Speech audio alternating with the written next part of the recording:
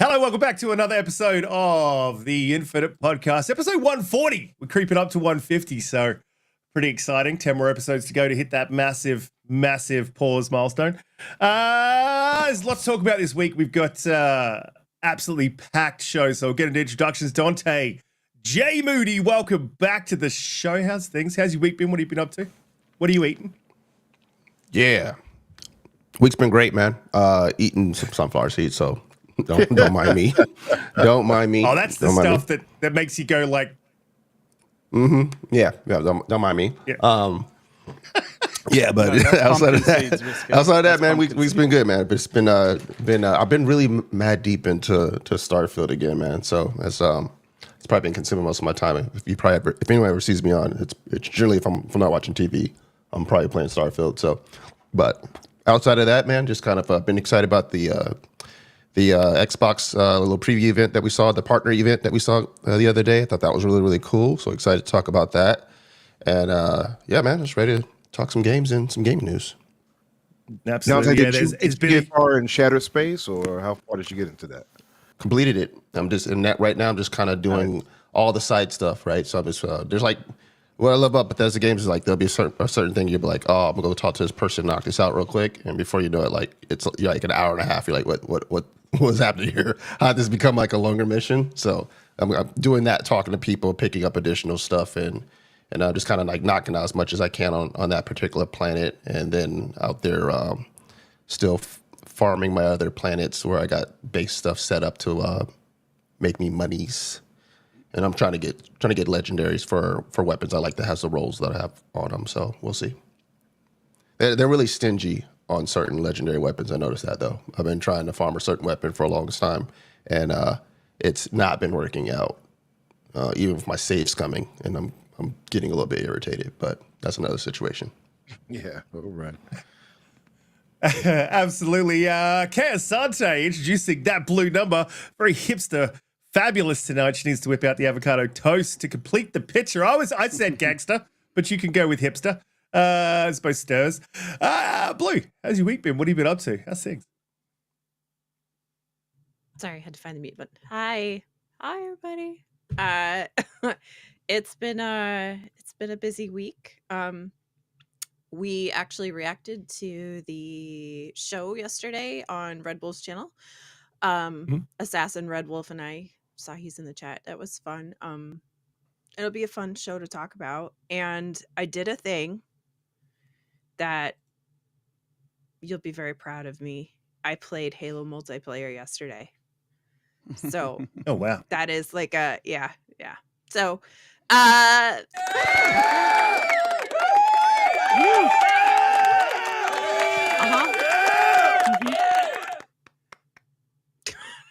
your Apple stuff.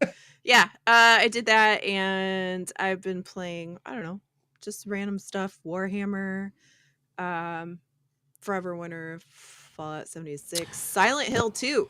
That's crazy. I ain't seen one invite for a Warhammer. That's crazy. Oh, I didn't know you even. Shade. I didn't know you. Okay, you're on. That's crazy. It's crazy. You're on. I didn't know you Warhammer. I didn't see any invites either. Hey, Silent Hill. How you feeling about it? Oh, it's fantastic. It is okay. So good. It looks really, really, really, really good. Playing it on PC, and the graphics are phenomenal, and the The where it's at. it was cheaper on PC too. Okay, the mechanics were updated really well. I thought that for a remaster, it's really good, and it's so intense that I can only play it for like hour and a half, 2 hours at a time, and I'm just like, okay, I gotta quit. Like, it's so Okay. there's like no easy break. Yeah, I'll stop, but it's good. It's very good. So we owe I- Bloober team an apology Yeah, Yeah, I think this we is- will. because well, we were giving I them thought the way medium too much wasn't on the bad. smoke. Someone I don't else's think- game. They don't get a pass. But for that. to be fair, that first showing of it was a big woof, right? Mm. It was big woof, but turned out great. Yeah, well, I was sort of toying with getting it, but I'm playing something else. But I'll get to what I'm playing after I introduce Garuda Intruder. Welcome back with the PC background. Don't eat bananas like that, bro. We've had this conversation. What's how's your week been? What have you been up to? You can't do that on site. You can't be like, you can't be rolling into the crib room and then just be like, g'day guys. Yeah, it's no wonder it's no wonder I'm an unfair target from a certain love interest. But yeah, look, my week it has been challenging, man. I was just talking before the show. I've been really sick, and you know, I'm just glad it's today and not yesterday because I've had this horrible cough. But hey, that's real life. Real life doesn't stop when you're sick. So I'm feeling a bit run down. Parenting still happens. Work still happens. So yeah, man. But apart from that, I've still been playing a lot of games, keeping me sane at the moment. I'm playing Diablo 4 with the Vessel of Hatred. They've improved the game so much. There's a lot more content, a lot of quality of life stuff that people have been asking for. You're going to see a lot of hate and everything. And, you know, like when every Diablo comes out, you know, all the fans say, oh, the previous one was better. And it's the same thing's happening now. Everybody who used to hate 3, you know, that love 2 and so on and so forth. But I'm playing that. I'm playing the hell out of Age of Mythology still. That's an awesome game, man. They've done so well. I keep saying that, but it's such a good game.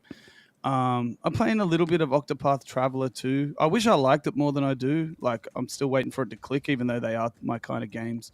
Playing a lot of games, man. There is a lot to play at the moment. Like, if you seriously are struggling for something to play, like, do you even like gaming? Like, there's a lot out there. Yeah, there's a lot out there at the moment, man. Like, and I'm playing more than that. But I mean, I think Diablo 4 and Age of Mythology are my two games at the moment. I even jumped on Vampire Survivors for one run that turned into 4 hours the other night. But yeah, just loving it at the moment. I finished watching Delicious in Dungeon as well. I finished watching. Don't you start with that metaphor shit.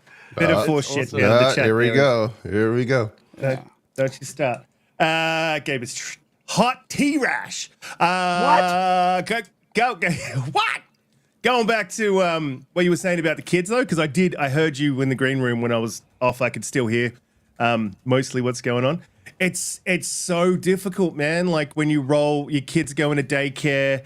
You know, they're touching the other kids, touching everything, snot's dribbling everywhere. They got and then they come home and cough into your mouth. You're like mid talking, and they're like, literally like, into your mouth, like, yeah, thanks, yeah. And then you pull up at the daycare or whatever, and every second day there's a sign on the door. Oh, we have RSV here, we have gastro here, we have rhinovirus here, and I'm like, fuck, this place is a germ factory. It's a germ factory. And I don't know if the guys, Umbra, you remember, there was like a run for like months where like I was like, baby's sick, or I'm sick, or Mrs. is sick, like sick all the time. You guys get sick often. Yeah, man, daycare is just horrific. The other little one that I was just carting around, she's actually been pretty good, but my boy, he got sick, like literally, he would be sick for a week. Good for a week, sick for a week, good for a week. It's horrific, man. It's so hard to like parent when you're like that. And I hope you're snapping off bits of that banana, because if you're shoving that thing in your mouth. Sorry, That's I'll tell you all the chat. Diddy. That's all Diddy, bro. I'm always sick. F them kids. Gotta be okay. Like, if you start rubbing yourself and baby oil, we're gonna have issues sliding all over the place. Umbra, welcome back. Another week, another podcast. How's your week been? Caught a little bit of the fix yesterday. You guys were talking about the showcase, so it was really good to hear you guys' thoughts on that, actually. So a lot of my thoughts align with what you guys were saying. Some did, but we'll get into that. How's your week been? What have you been up to? Oh, it's been a good week, man. I unfortunately have a bad toothache right now, though. I have to tell you guys. Oh. So it might be points where I'm kind of muted, where I'm like, I don't feel like talking. It's getting worse. So, but yeah, this past week has been okay. Did the Xbox Factor, of course, with Boom and the gang, and yesterday was really good. Me and Danny had a really good conversation. I've learned over time. And I do want to credit my brother Rand and Jez with kind of being an inspiration for this with the whole duo they do. And I think me and Danny I even told him, like, I want to pattern us off that a bit as far as building chemistry and stuff. And I think our chemistry has gotten better and better each show when it comes to doing that. So, and you've heard me say this before, Risk, where I pointed out, like, I don't want to always have to ask somebody to come to the show. As much as I love our community, to have them come by as we have, shout out to those who've come to the show. But doing it, I guess, solo dolo, if you will, relatively speaking, with us, just us, it's actually become really fun, banter wise, and I don't have to worry about so many other things. You know what I mean? I can kind of get my thoughts out more and things like that. You know how it is. Because you guys getting to the point where, like, you're finishing each other's sentences. We get in there like old married couple. Yeah, we can look at each other in the eyes and be like, yeah, you know what I'm talking about. Oh, right. yeah. Oh, yeah. Let me look up at you, 6'5" Thor. What?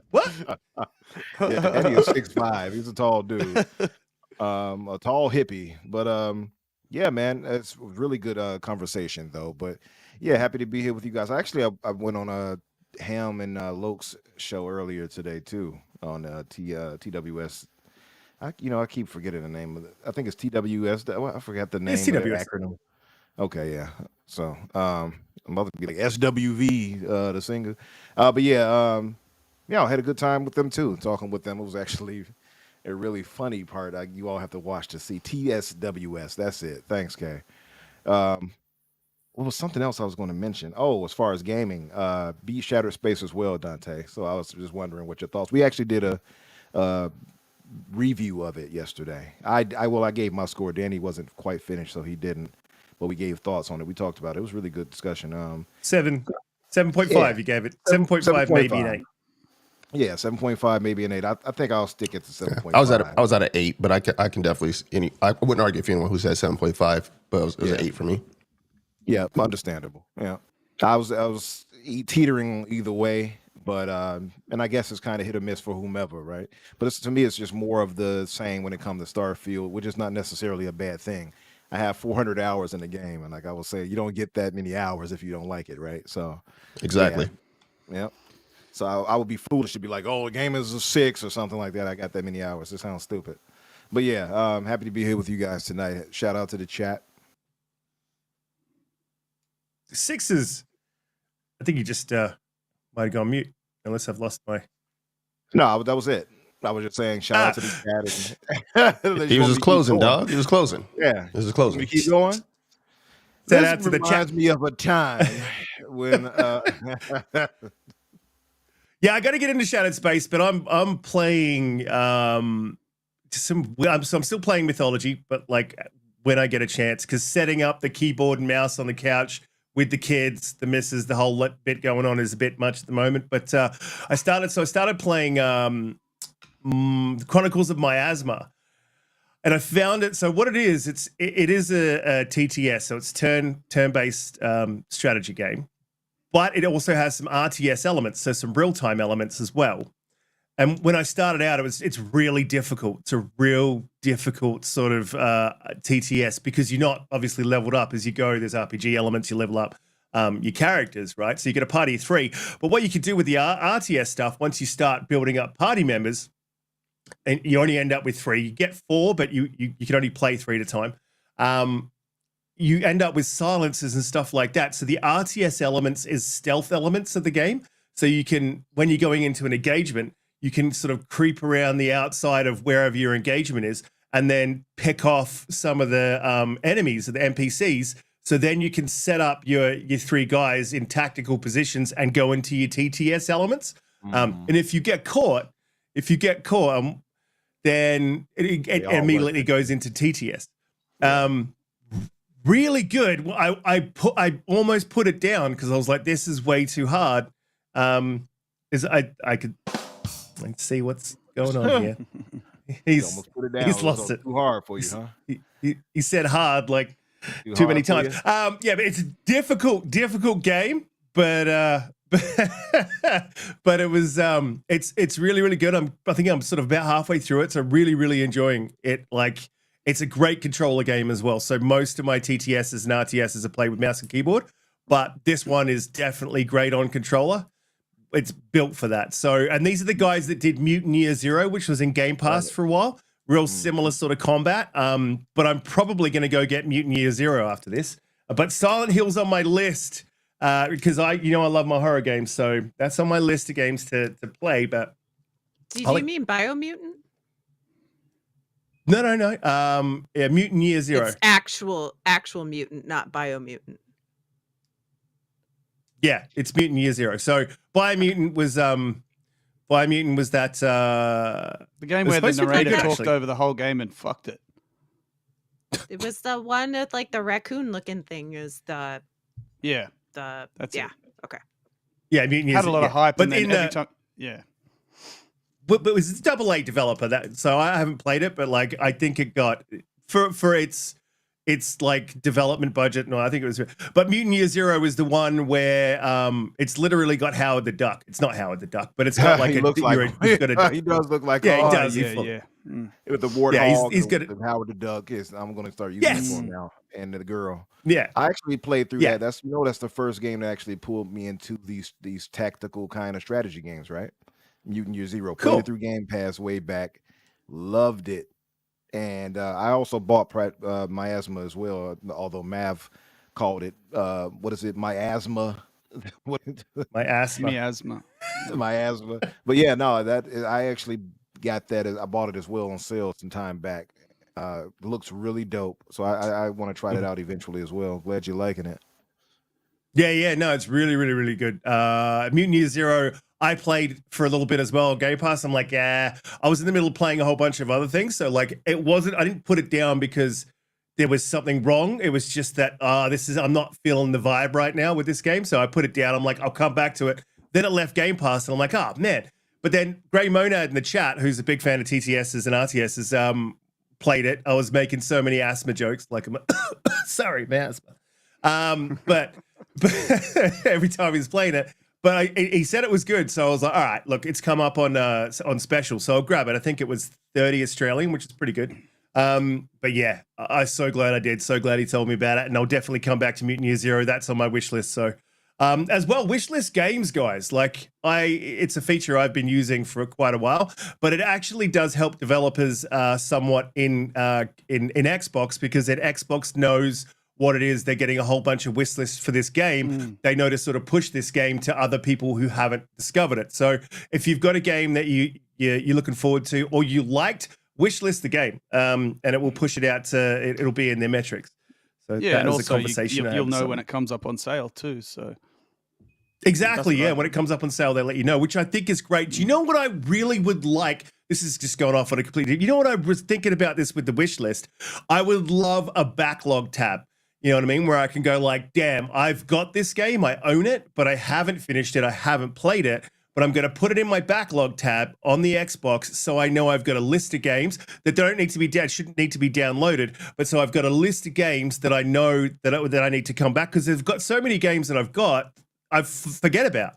And then I'm like, oh yeah, like 2 years later, I'm like, damn, I need to play that. I didn't play it. So I mean, Game Pass is great for that, but it'd really be really good to have a backlog tab so you can just save stuff. You can kind of use the wish list like that, but it also has games Steam that I don't own. So yeah. With wish list, or what? Do they have a feature that you sort of stack them in? Bless you, sir. Sorry, bro. It's going to happen a couple of times throughout the show. No, I just mean like you can see which games in the list that you've got downloaded and which ones you own but you kind of, but yeah, you're right. It doesn't really differentiate between which ones you've actually played and finished or not. But you can kind of see which ones you've downloaded and which ones you haven't. But yeah, that would be cool. Oh, Biff says you can make your own lists. All right, cool. I'll definitely do that. I'll check that out. I did not know that was a feature. I'm going to Really make good. a list. And they need to let me make a list and let me set a reminder so it can tell me how much of a fraud I am for the games that I've bought and not played. Yeah, I know. Yeah, keep me in the Yeah, know. it's Pester me about ever it. growing. Shame that me, list. Xbox. Shame me. Yeah, my Steam's embarrassing to look at sometimes. It's like, oh, damn. Yeah, yeah. And you've only been on Steam for like a week, right? So I mean, it's great. Yeah. Look, we definitely got to get into the main topic of the show, which is obviously the Xbox showcase, which is I think was for me, I think it was really, really good. I think the format of it, the games they showed, the pacing, I think since I can't remember the name of her, but Danny pointed her out on the fix. Since she's taken over, I think the shows have gotten like better with Meany. pacing. Tina Meany, Meany. yeah. I think she is pretty amazing. So what I was going to do this week was just go through sort of each trailer, and we could watch the trailer, have it up for the guys to see if you guys haven't seen it, and then we could just sort of talk about each game as we go through it. So let me just transition to the next.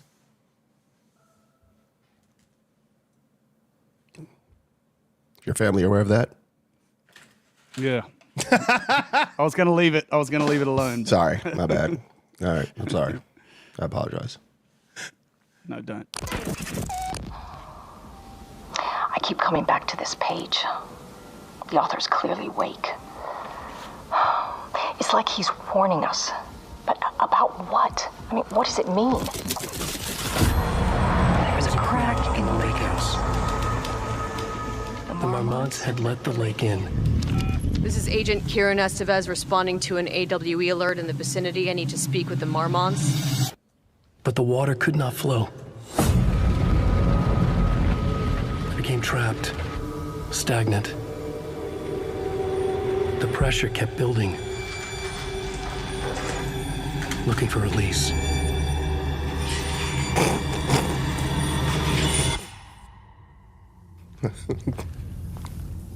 Come Maybe on, I'm man. thinking too about that. Would you laugh at the release part? Keep it going.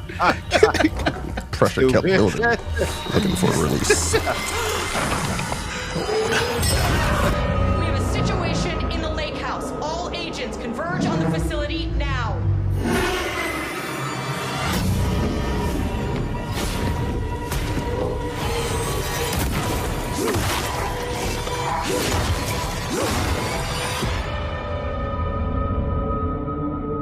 I'm outside, in a forest. Not here, not here, not here. Find out how Remedy Find is out bringing how a Alan darker Wake tone Lake and House horror darker elements tone. to Alan Wake you reckon 2's that's second AI? expansion. So look, for me, Alan Wake was my game of the year that year. So I think it was 2023 it came out, right? I haven't played. I've played one of the small DLC stories, which was cool. I wouldn't say it was awesome, but it was just more combat focused. This looks like it's going to be more horror. Well, it says darker tone and horror elements. So I'm pretty hyped for this. I'm hoping it's a larger expansion. What were you guys how are you feeling about Alan Wake? Donte, I'll jump to you. Yeah, let's inject that right into my veins because Alan Wake 2, I thought was phenomenal. And so anytime we can kind of return back to this universe, I'm always happy. I'm a big fan of Remedy, so I could be biased in this regard, but yeah, I love the aesthetic and just the way the kind of the vibe of all their games. So like, and kind of seeing this thing too more where like they're tying in, like they're owning the fact that they're shared universe between Alan Wake and Control and seeing those elements. And so, yeah, I like the fact that they have this thing where it's big enough where we can start branching out to different story beats from different people that you've come across within the games. And so I'm excited to see where this goes. So this will be one that will definitely be played for me. Yeah, 100% for me as well. Holly, you didn't really get into Alan Wake from memory. Like you played through, I think, but you weren't super into it. It's interesting. Yeah, I finished it. I really, to Dante's point, and my opinion about Remedy is I think they are an absolutely fantastic studio, and I think they build worlds probably just about better than anybody except maybe Bethesda. But I love how all of their games are in the same universe and they all have sort of a tendril into each other, and I think that's one of the coolest things that they do, and they do it really really well. So um I liked a lot of Alan Wake. I don't think for me it was as cohesive because I just didn't enjoy the combat. So I liked the story. I thought the graphics were really cool. I just their combat is always just not quite it for me.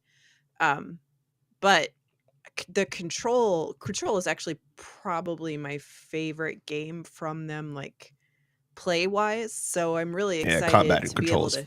fun as hell. The combat's better in And control. all the I think. abilities, yeah, it's Yeah. definitely more action based. But It yeah, feels like it's more thought out, right? How it interacts with the world. So, but I am excited to go back to the FBC, right? And that was a perfect place for some of this stuff, which we'll talk about in the last thing they showed, right? So I'll keep that for later. Well, no, it's In good the that showcase. because the lake house is No, I one of meant the those. showcase. Is like Sorry. Oh yeah. I But the meant- lake house is one of those items that, or like places where it links into the actual bureau. So it's in the bureau, but it exists in the world as well. Because It's like my a- memory is obviously a terrible. teleporty point or something like that. Yeah. Yeah, where it's it like concentrated sort of like supernatural energy is one of the little locations. There's a whole bunch of them in Control, and they link it to Alan Wake like really cleverly Max if you Payne. read all the stuff in Control. And Max Payne as well. So yeah, it's going to be super interesting to see what they do with the DLC. I feel like they'll link it to whatever the next thing is that they're working on, which hopefully is it is Max Payne. They're working on Max Payne at the moment, right? So that'll be really cool. Umbra, what are your thoughts on Alan Wake? Did you ever get a chance to play and finish? Because I don't remember if you I did. did not. Yeah, I did not, unfortunately. So I do not know how the experience of Alan Wake 2 is, although I do know that it was beloved by everybody who played it. So eventually I do want to get to it. As far as the DLC here, though, for what is the I just forgot the name of it. What is it? What's the name of this damn thing? Lake House. Thank you. Lake House. Yeah. Yeah, as far as the Lake House, it looks really good. It looks, to me, more terrifying than the main game from what I've seen. I like some of the monsters, like the one coming out of the wall and all of that. It looks pretty different to what I've experienced in the past Alan Wake games. So, yeah, pretty much excited for it, but at the same time, I can't be too excited as I haven't played the base game yet. So I have to get through that. Are you planning to? Oh yeah, definitely. I want to get through. I got a bunch of games I want to get through. Right now, I'm on Meta 4, so I got to get through that. Then I'll move on to other things. But yeah, what? You hating on Meta 4? I got to give it another chance. I got to give it another chance. Yeah. It just the walking and the talking and the loading and the it's just salutations. Oh no! It's just, We it was- almost salutations. Welcome to the show. Yeah, Wow, I'll be right back. God damn it. Dante's favorite. What's up, Nick? Lotus is spree with a $10 super chat. Salutations to you, Lotus. Says thank you. Says Shibadog shaking his hips, saying thank you, which I'm assuming is a picture. Garuda, have you played Alan Wake? I don't think we were. I wasn't geeking out over Alan Wake. I don't think you're with the show when I was geeking out about it, but like it is for me, it was game of the year. Just I loved it, every single thing about it. So, how you feeling? Oh, I don't mean to break your heart, but like I'm just gonna be real. If it's scary, I don't play it. That's just, yeah. That's just where I'm at, you know. I can't do scary. Like I played Silent Hill 2, Resident Evil 1 through to like Code Veronica, all those games when I was growing up. No problem. I found them, eerie or whatever, but now that I'm older for some reason, bruh, I cannot. I cannot do it. Like I love the Metro games, right? Like Metro Last Light 2033. I love those games. They are my limit for frightening, strange looking environments and weird creatures jumping out. Bruh, I can't do scary anymore. And it sucks because we're in this horror game renaissance at the moment over the past 3 or 4 years now, and there's some really great games coming out in that genre, but I just can't play them. I have not got the nerve. Shit myself. Just You like dive like, in. you got some black sense inside you. Yeah, you so say, see, I don't as play you that get either. older, you got more scary. Yeah, I bruh. What do Nah, I I say? hear Like, you. I've lost my nerve, man. I've lost my nerve. I can't do it. They're so realistic now. Don't be jumping out at me, all right? You should earn your scares. Don't be giving me jump scares. That's cheap shit. Don't be doing jump scares, That's cheap. And then you've lost me then, and I'm just like, nah. That's too I stressful. love the horror genre. It's so good. I don't like horror movies, but I love, like, Resident Evil 2 was the remake was peak, man. I was like, oh, we are back. Yeah. And then I love Silent that Hill's game as looking well. great. I love the game, but I can't. Like, bro, Metro Last Light 2033 and stuff, and Metro Exodus. I was playing those thinking, like, sometimes I play this game, like, this is my limit. Yeah, so that says a little bit about me. Just crank it up during the daylight hours, man. Nah. Just crank it up during the daylight hours. Turn all the lights on. Have the missus I'll have hold night- you while you play it. Yeah. Have the missus there for emotional support. You know what I'm saying? Bruh, Problem just is slap they me have, upside to, the they head. have to get nighttime outside, and he'll remember. He'll remember. Stream then. that shit. Yeah. I want to see Give me it. a, Look, give me a slap up the head. we'll gotta try out jump into the Epic, next one. Like Epic says in VR. Garuda. What if you had my head turned around? That's another no for me. Motion sickness plus horror, I would just die, like literally die. Like my life will end. No good. We'll jump into the next one. This one from memory is not from memory because I've got it written down. Cronos New Dawn. This one, interesting.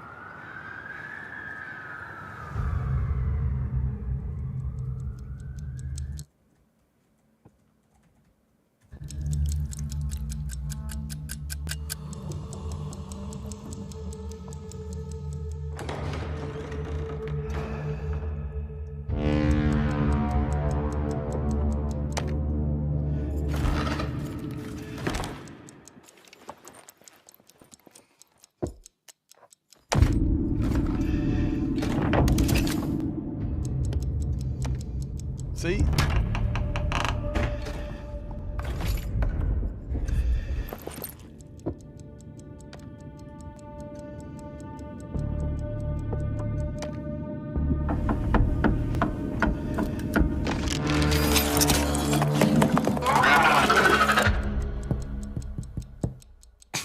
This one's like interesting, but like I have no idea what the premise of it is exactly. A lot of people thought it was like Dead Space when we were watching it in the party. Could just be a chess game. A very intense game of chess. Where you die. See?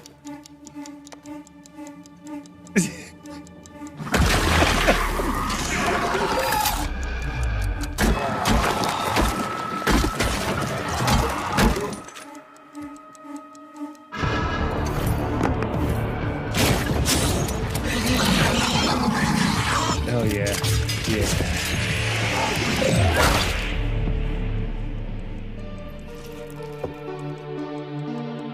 Oh, Stranger Things music. The music's cool. Yeah, I think she just failed. And yeah, she just failed. She accepted it. She accepted that fate, yeah. She's like, all right, it is what it is. Time to go to heaven, I think there's a couple of things in this one. First of all, Garuda's face, absolute classic. Second of all, many times. I don't know if you guys wasn't watching the preview at all. I was just watching Garuda's face. You but- kind of cut off a little bit of something at the end, though, Riskit, where they actually kind of show the in-game portion of it, though, right? Yeah. Put it back. Because there's a part It's where like like you can actual actually see them gameplay. walking around, like the actual gameplay as to like how your character is going to look. So I probably want to throw that back up there. Oh yeah, it's true. This looks Oh, yeah. way better than any of the games they've made before now. Yeah, I Many of mean, their to me, it's original like games, they're yeah. maybe they're like stepping up their game and growing as a studio. Yeah, hopefully. Hopefully so, Well, they have been somewhat amongst gamers for not having quality products, so maybe they've taken it on board. Yeah. I wonder what engine they're using. I seen a stutter, so it might be UE5. What is that? What was that? Why Don't did take you that, make that Holly. noise? Holly, don't take that, Holly. Set a stage. It's an interesting one because it's again Bloober team, right? So I don't know if you guys noticed. So there's a lot of people saying I don't really know what this is. I don't know what's going to look. But there's got to be some sort of. I feel like they're going to sort of go back to the medium, how the medium had the two different worlds. Because if you're watching them play chess and then it cuts to the other section of the scene, it's the same room. So he's like going into the same room. Then he's playing Also, chess with the chick. it's in the name, right? Kronos, which would allude to time travel or time bending. So yeah, I thought it was So I medium think- too when it first started. Yeah, but it looks but it's not. But it has that. Yeah. that feel. That vibe. Yeah. And it does look better.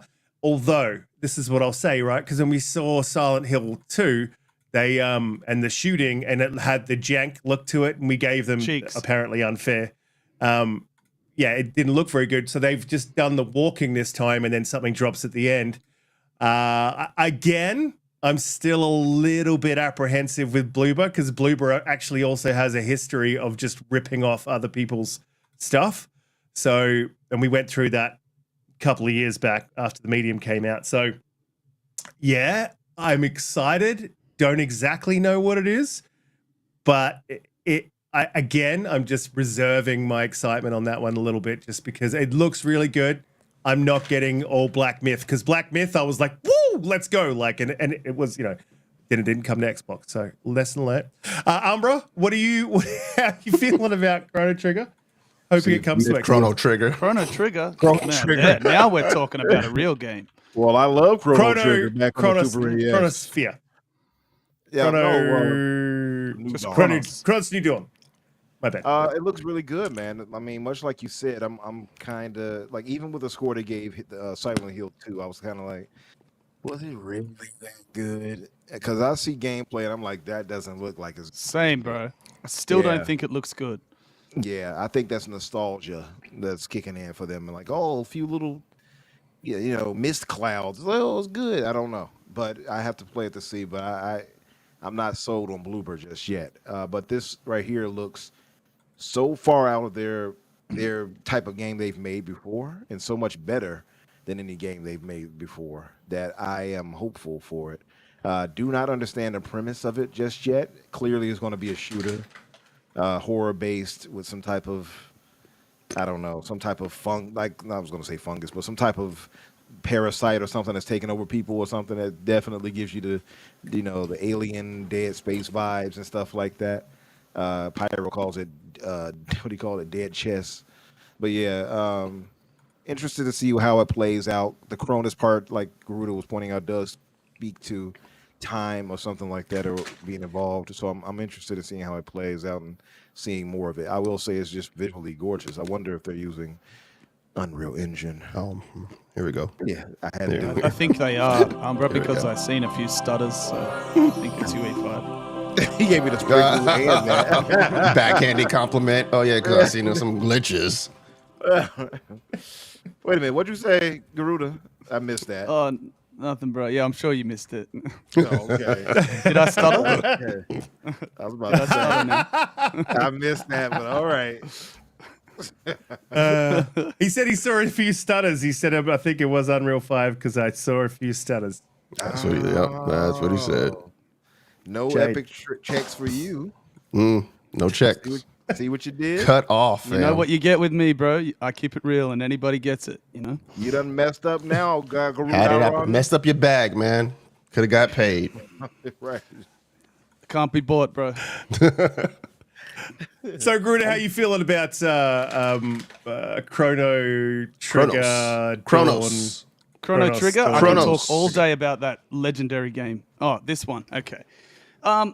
Yeah, obviously, as I mentioned earlier about Alan Wake, I don't do the scary games, and this one looks to be right up that alley. But I'll say, I've watched that. That's the second time I've watched that now, and I will comment that, like you guys have said, production value-wise, it's certainly in a new realm for Bloober Team as far as their own original properties go. They've never really made a critically acclaimed original title yet, but this one would allude to them being on the right track and perhaps finally getting there. They've got a little bit of momentum now after the Silent Hill remake that was universally panned before it was released. I still don't think it looks that good, and perhaps it is a little bit of nostalgia, but I'm happy for them that it is that it has reviewed well. But at the end of the day, they've remade a classic, a legendary Kojima game that has a ton of nostalgia behind it. All you got to do is bring it up to modern standards, and you've still got a classic, right? So I'm with you, Riskit, in that the jury is well and truly still out for those guys. Remaking a legendary game and saying we done good is not really that much of a claim to fame. So this one looks like they might reach it as far as polish, presentation, budget looks a little bit higher as well. I hope that they can finally have that unique original IP hit. But I probably won't be playing it for obvious reasons. But yeah, it looks nice, man. I think you should stream it. Play it all the way through in one with hit. a group. Stream it. Have a bunch of people supporting you. Man, I'll be holding a fucking controller like Jim Ryan, upside down, back to front, looking out the window. Do you ever, like games like that, if you're interested in them, do you ever just watch somebody else play them so you can like see what the story is, but Yeah, not I get did that a little scared? bit. Yeah, Holly, I did it a little bit with the game that flopped hard that's like Dead Space, Callisto Protocol. Because I love the way it looked visually and the impact of the melee and stuff, but I heard it wasn't a very good game. But I watched quite a bit of that. It's still pretty scary, but not as scary as if you're playing it by yourself. If you're actually playing it, it's a lot scarier for sure. But yeah, I watched a bit of that. Still scary though. I can't even watch horror movies, so I don't know why I've lost my nerve. When I used to watch all the like 80s, 90s horror movies, all the 90s horror games, like I can't do it. Like a special Nick. Are we ignoring Nick? Are we ignoring Nick? In the chat. Hey, Welcome, Nick. How you how's doing? it What's going, buddy? on? Oh my God, Nick! ladies and gentlemen, special Nick. I said hello to you about 10 minutes ago. There you go, Nick.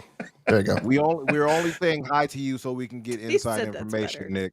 So You did announce yourself by calling everyone losers, so You did. maybe that has something to do with He it. did. That was his intro. What's up, losers?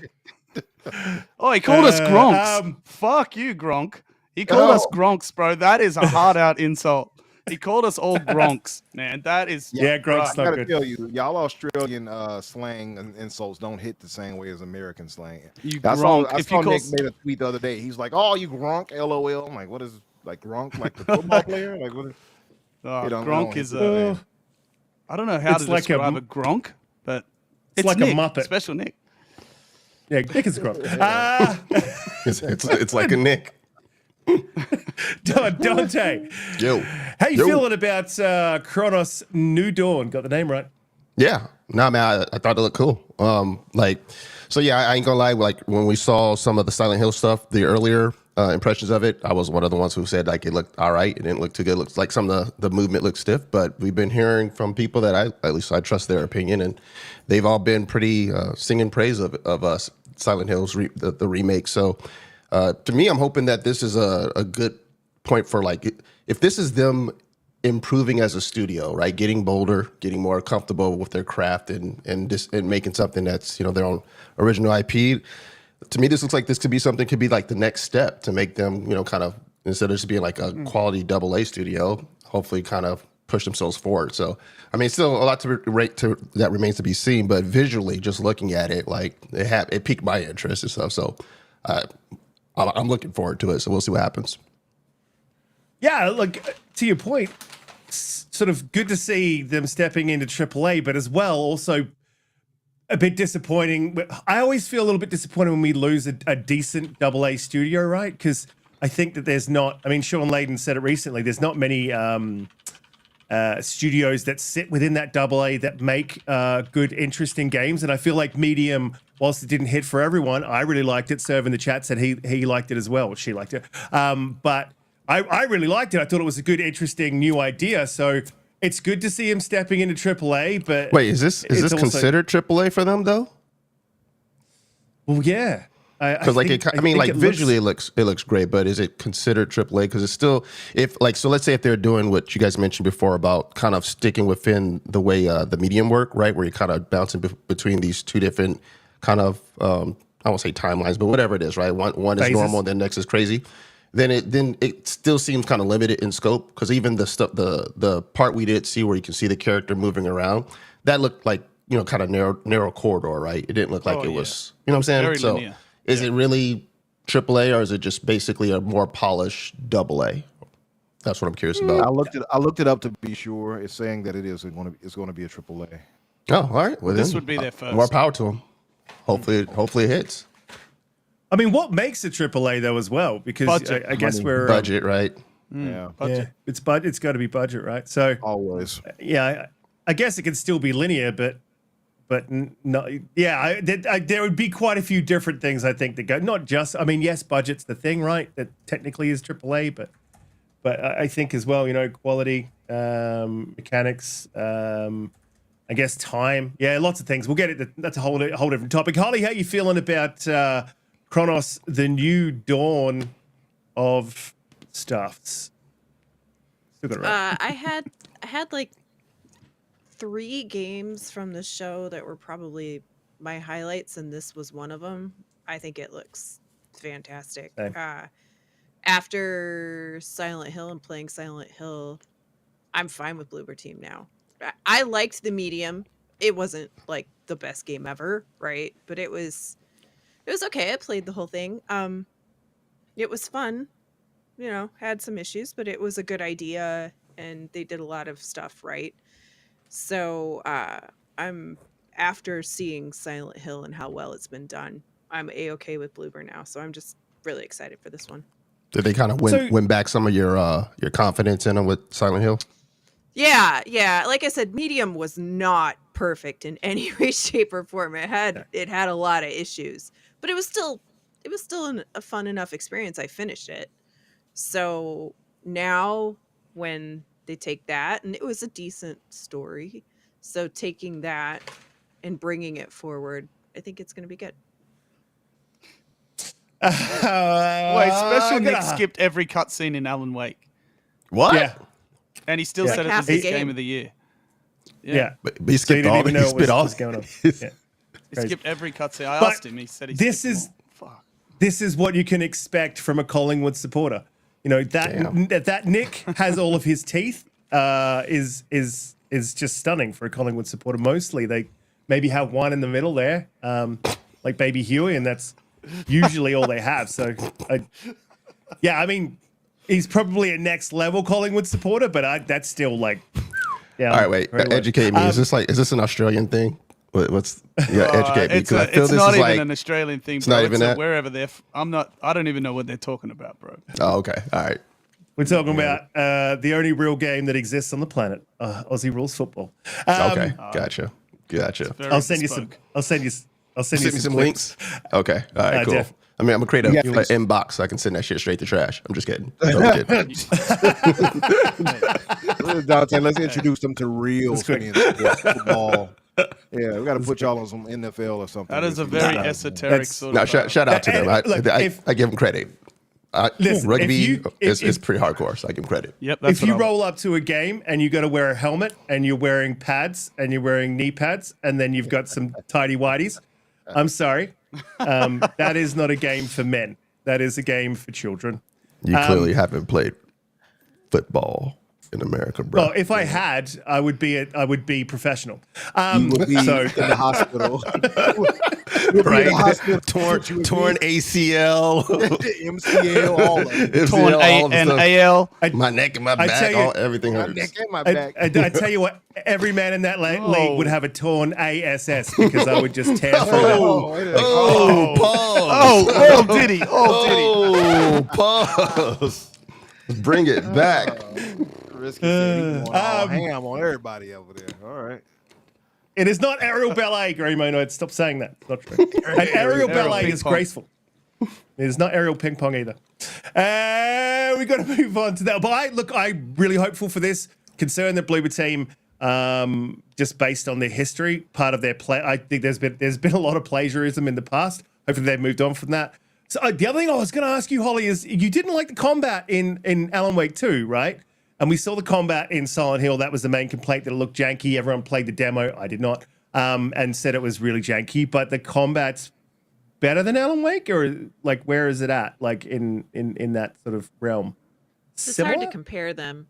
It's hard to compare them because they're just a different combat system, you know? Okay. Like, Alan Wake, you have more, you know, there's more, and I'm not done with Silent Hill 2, right? Like, I'm in the apartment building, if anybody knows. But it's just a different, you know, it's a different type of survival horror. I feel like Alan Wake has more direct combat, and Silent Hill 2 is more about being strategic and, you know, sneaking or meleeing somebody, you know, something or somebody. I will say, Dead Rising, I was ridiculously excited for the Dead Rising digital remaster they did, because Dead Rising is like probably my favorite zombie series, and man, did that thing disappoint. The combat in that is absolute doo-doo dog water, and I feel really bummed about it. But the combat in in Silent 2 is much better. So Okay. it just Well, feels better. I'm sort of more hyped to play it now, because I thought it looked worse than Alan Wake. But if you think it's better and you weren't super keen on Alan Wake, then I'll probably really like it. And I like the horror games that lean into the survival horror. So you've got like that limited resources. So you really got it. He is not going to Collingwood, Nick. Anyway, I think we should move on to the next. Move on to the next. It's our player. It's not your player. Just because he's from Victoria doesn't mean that. Whatever. We're moving on to the next topic. Hit the like button. Share us out. We go live 8 p.m. EST every Friday. He does not. What? Stop. Someone ban him from chat. No, I like it. He's running riot in there, bro. Yep. Nick Unleashed.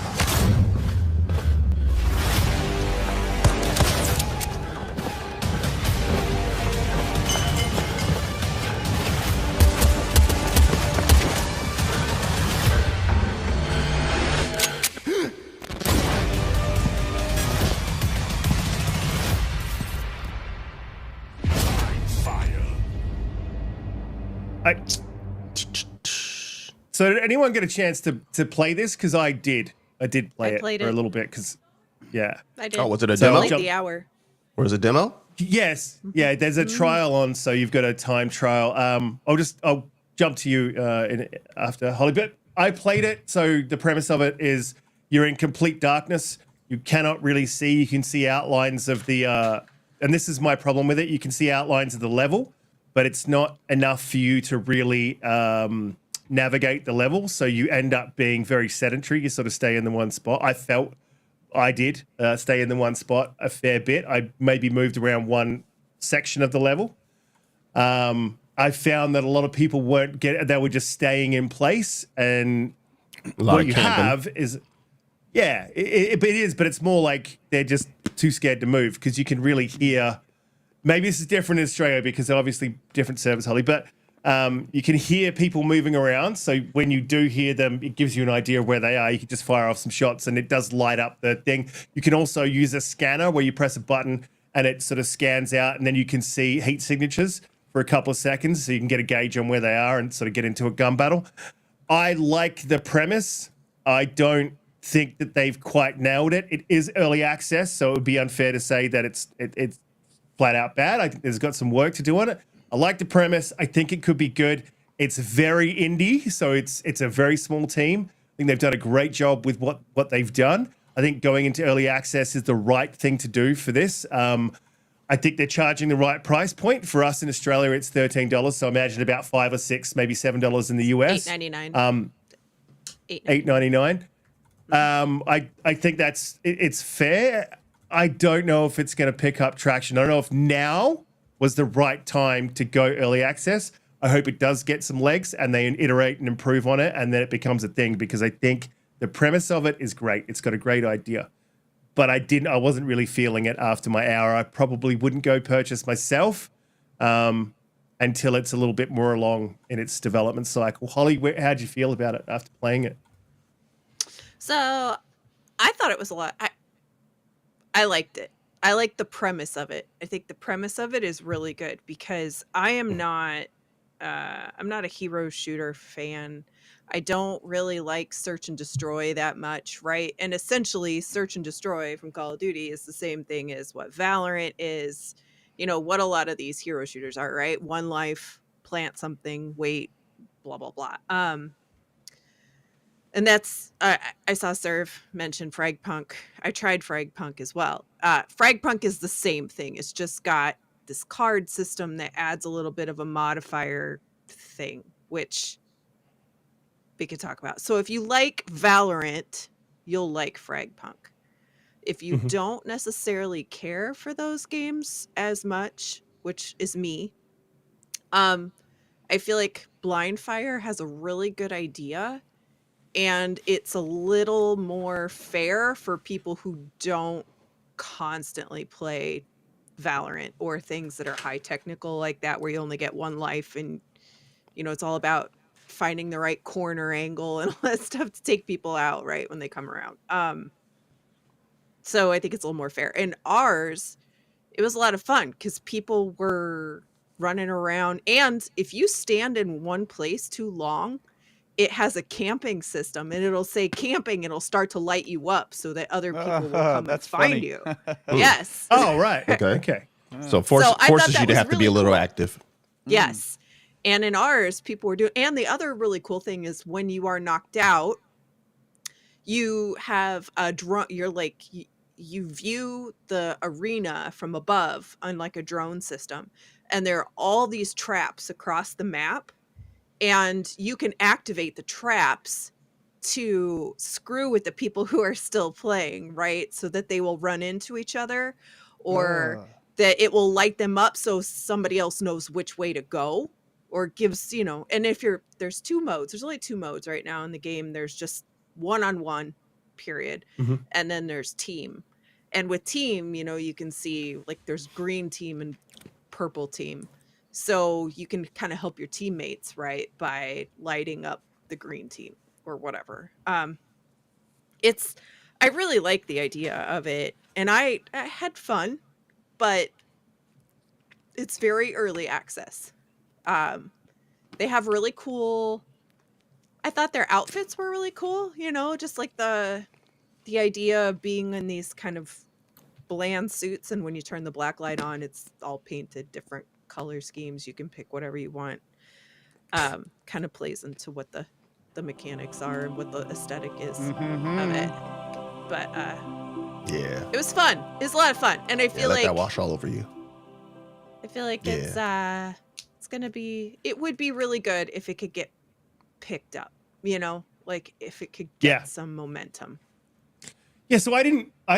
So that must have been. See, people were camping, and then they would light up, and I didn't know why they were lighting up. So I was just like, I played a few. I think I played about 4 rounds. So I'm basing it on 4 rounds, to be fair. And I didn't get a chance to do the. I didn't die. I actually won every round that I played. So I did. I didn't get the whole like doing the traps thing. So I didn't even know that was a thing. But that, I guess that sort of makes sense because some weird stuff did happen. I was like, what the hell's going on? And there are barrels that you can shoot. Sorry. Shoot, yeah. Hey, Fonzie. Yeah. I was gonna say, what's up, Fonz? We would definitely shout out great creators that support the right football teams when they come in.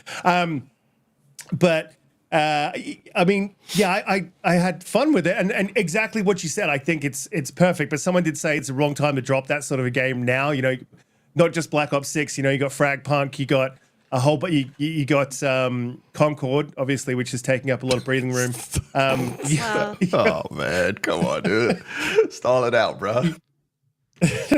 Frag Punk is only in the Insider Hub. So that's the only way you can play it right now. This is truly early access. So it's on Steam. It's on Epic for sure, because you can link your Epic account. And actually it's part of the system in it. But again, like, it's $8.99 isn't bad. And I feel like they could probably charge $15 or $20 if they really wanted to, if it was full game, right? Still early access. But it's not actually technically dropped yet, still early access, so they'll find, I guess, their niche when it actually drops, and maybe they'll add more modes. They need more modes, too. Yeah, I think that was definitely the right move. Absolutely the right move. Seems to be a lot of PC chat in the chat. Someone remove that, man.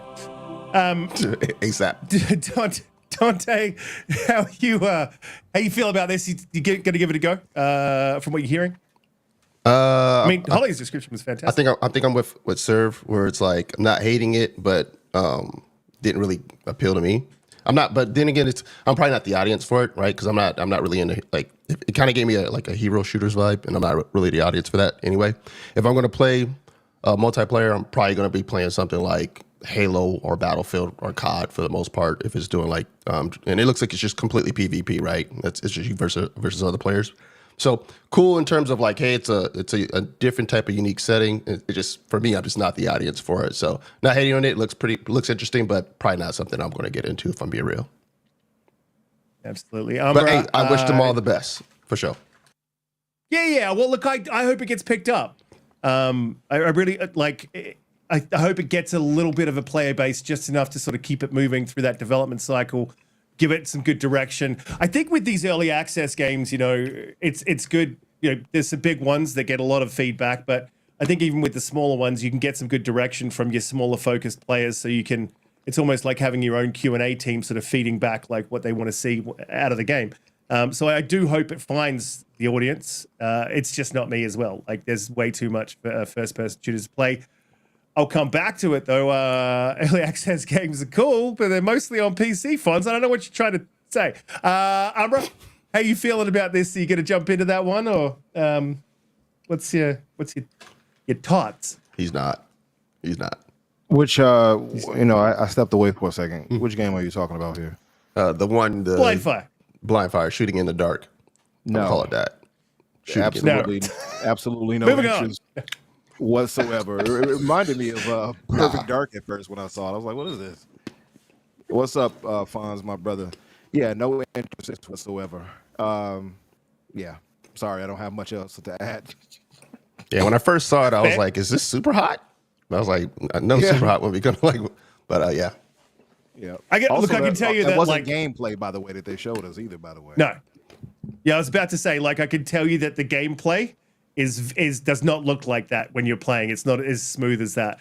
It's definitely got some bugs and some hitches too. But look, it doesn't look bad either. So I think it's definitely it's early access. Garuda, I know you do love an early access game being on the PC. Garuda you don't know PvP though. I don't do PvP, bro, and I don't do dark. See, this is the thing. I don't want to. Don't put me in where I can't see in the dark, where people can jump out around corners. I don't want to play against sweaty tryhards. And look, so I got to echo a lot of what Donte said. He put it pretty well. I'm not the target audience for this kind of game. That said, I'm going to give props to the devs, because it takes a big pair of plums to jump into a space that I perceive to be super saturated, even with a pretty unique kind of concept that they have there, which I'll give them props for that, trying to think outside the box a little bit. But I look at those games, I look at these kind of games, these sort of PvP focused kind of shooters like that, and I go, I don't want to be rude at all or dismissive, but I look at them and go, another one? Really? Like, you've got to have more than just Yeah, and you've got to have more than just one or two little interesting concepts to kind of find a niche in this kind of market. Because even though I'm not the target audience for this kind of game, I still think a lot of people look at this and go, "Oh wow, another one!" And it takes big balls to jump into a space like that, because the chances of you surviving or finding an audience, I would suggest, is pretty low, and everybody's trying to chase that bag, but. I don't know, man. I just don't see how something like this can take off. I hope it does. Good luck. So do I. I hope every game's successful, right? I hope every game's successful, but it's a risk, man, because there's just too much out there that's too similar. Like, nothing to do with me. But I sort of disagree that it just has one or two interesting concepts. I think, like, if you listen to what Holly was saying about, I think like there's quite a bit there for it to differentiate and to build on, right? So yes, I agree with you. It is also early access too, and I get the another one, but I'm always down for a good, interesting first-person shooter that's got some different concepts. Maybe they haven't quite stuck the landing yet, but they haven't really landed because it's early access. Right, so I think a little bit of slack, and there's probably maybe a young audience who's like, that is something that I want to try. Sure. You know what I'm saying? Yep. So again, it's not me. Yep, it's not me. That's all. Yeah, it's up to 6v6 serve. The team one, I think, was 4v4. The other thing is, like, it is more friendly. I think what they have to kind of show is, most people don't want to play hero shooters. I don't like them because I don't play them often enough. I get picked off immediately, and then I just sit there annoyed, right, the rest of the time.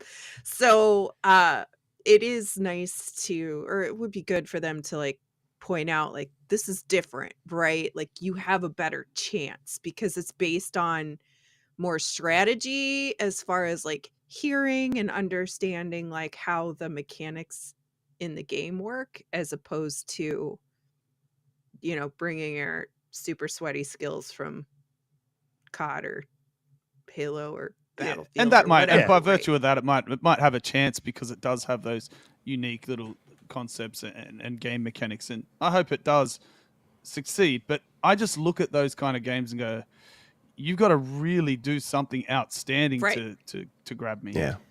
Yeah, because it's a competitive market, and a lot of people are really ingrained into the one games that they continue to return to. Like, you know, I got buddies who, you know, who've been playing Overwatch consistently, complaining about it, but still continue to play it, right? And then probably the same thing for people who play COD, and same thing for people who play Halo. So when you get those niches, it's kind of hard to kind of pull people away and say, hey, come play our game and make this be your main for a while. But again, it may be something interesting and new that a different crowd will gravitate to. So more power to them. Yep. Absolutely. They might. It is a very saturated market with, and you do need large plums. We're going to move on to the next game. Before we do, please hit the like button, share us out. We go live 8 p.m. EST every Friday, except for every second Friday, which we don't go live, and it's a pre-record, but whatever.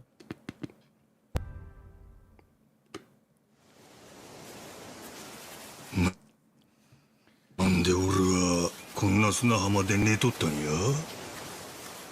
思い出せへん。いや、そもそもの話、俺は誰や。ノアのおかげで命拾いした。おじさんが記憶取り戻すまででいいからさ、俺も島の外連れてってよ。父ちゃんには内緒で。海賊ごっこ。中古か。You need a good pirate game, right?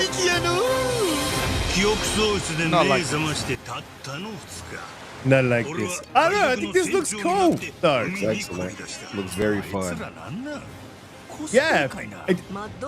Again, I haven't played the Yakuza games, and everyone keeps telling me to do it, but you know me, and I just every time I pick up a Japanese game, it just doesn't gel with me. But I mean, this looks really cool. They should have done Skull and Bones like this. Like, yeah. I mean, they could have just done Skull and Bones like they did Black Flag. I don't know. Yo, how's that game doing, by the way? How is Skull and Bones? How you doing there, How you doing over there? How's it going, Skull and Bones? Oh man, that was I the knees with that game. It was fun. Yeah. It was yeah. a catastrophe, I think. But I mean, maybe it was tax write-off. But Samoa Joe in the game.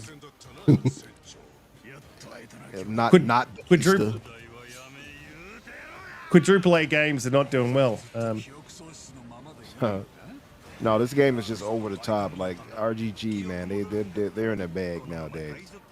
And that naval combat does look pretty fun. I love naval combat in Black Flag. It really does. Yeah, it does look a heap of fun, but again, it's like I like the look of it.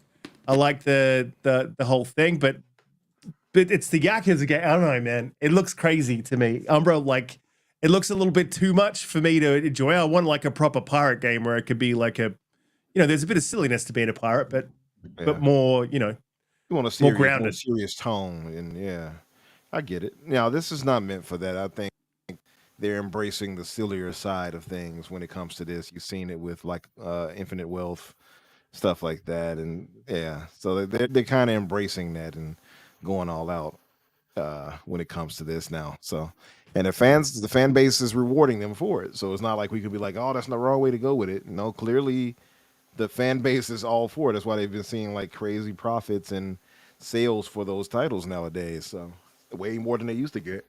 No, it looks like it'll be fun though. But I do get what you mean. But I think it's one of those games you just kind of take it to have fun. You know what I mean? It's not meant for you to be overly serious with it. Majima himself, he is a very complex character, but he puts on this persona of being kind of wacky and insane. So this fits for him specifically, I would say. I would love for Kiryu to pop up or something like that, and Kiryu-chan, and just chase him in a ship or something like that. But yeah, it looks like it'll be real. Like say that again. Yeah, I want to see Riskit's face. You're surprised. I have a wide, ability of tones I can hit and stuff like that. I'm very talented. About to do some voice acting, no? All right, that's what you're doing. Listen, you see from your lips to God's ears. You know what I mean? I'm just saying, but I think it'll be a pretty fun game. I am very interested in it. It was one of my top games shown during this preview right here. 100%. Okay. Yeah, for me, just it looks good, the naval combat, and then it just gets sort of wild and silly with all the flashiness. Probably won't be something I'll pick up. Holly, how you feeling about it? I know you love your JRPGs and all that. I'm good. Yep. Anime. Tell us how you really feel, Holly. Tell us how you really feel. Moving on. Let's get that excitement out of there. Say it, Tell us how Holly. you really Whack. feel. Whack. How much are you looking forward to this game? Let it all out. Yakuza looked better than some of the other ones. That's the best I can give it. Okay. I mean, when you say some of the other ones, you mean some of the other games that have ever been made in history. Is it fair? That's fair. It's a good. Then a couple others down the list. Yeah. Donte, how you feeling about Silly Pirates? So I've never played any of the Yakuza games, but I've heard great things about it from pretty much everybody I know who like a variety of games and games that ones who looked at the Yakuza games and were like, man, I don't know if this really appeals to me, but actually started playing it and actually had a good time fit. So I'm not gonna knock it. Probably if I actually got into the series and started playing it, I think I would like it. It's probably, I just feel like have I missed the boat? Because there's been the series is so big and I think people understand who these characters are and I have no clue who they are. But it does look like it looks like it's fun. It's like, it's kind of like, pirates, Yakuza, wacky fun, and it's not taking itself too serious. So I think if you're someone who's a big fan of Yakuza, now you're introducing this element. To me, it seems like they would have a winner on their hands, especially with that fan base who loves Yakuza games. So maybe one day I'll actually go ahead and stretch my limits and stop. Oh, yes, damn. Right. Diddy. Let's rewind everything I just said right now. All right, and I'm gonna get stretched out on a pirate. I need a ship, moment right now. All right, I'm good. All right, now we're gonna. That didn't happen. Okay, we're editing that out. All right, listen. Test my limits and get out of my comfort zone. And if I actually play it, then this might be something I could probably get into. So I thought it looked cool. I just wish I probably had maybe I've already tried the series so I can have a better appreciation for it. But definitely not knocking it because I hear a bunch of good things about it. So about the series as a whole. Garuda, on the end, I like how you ended on that note. Garuda, how you feeling about? And I like the Mr. Boat reference. That was brilliant. I was a bit late on the drum roll, but I missed the boat. I know, man. Get on your game, man.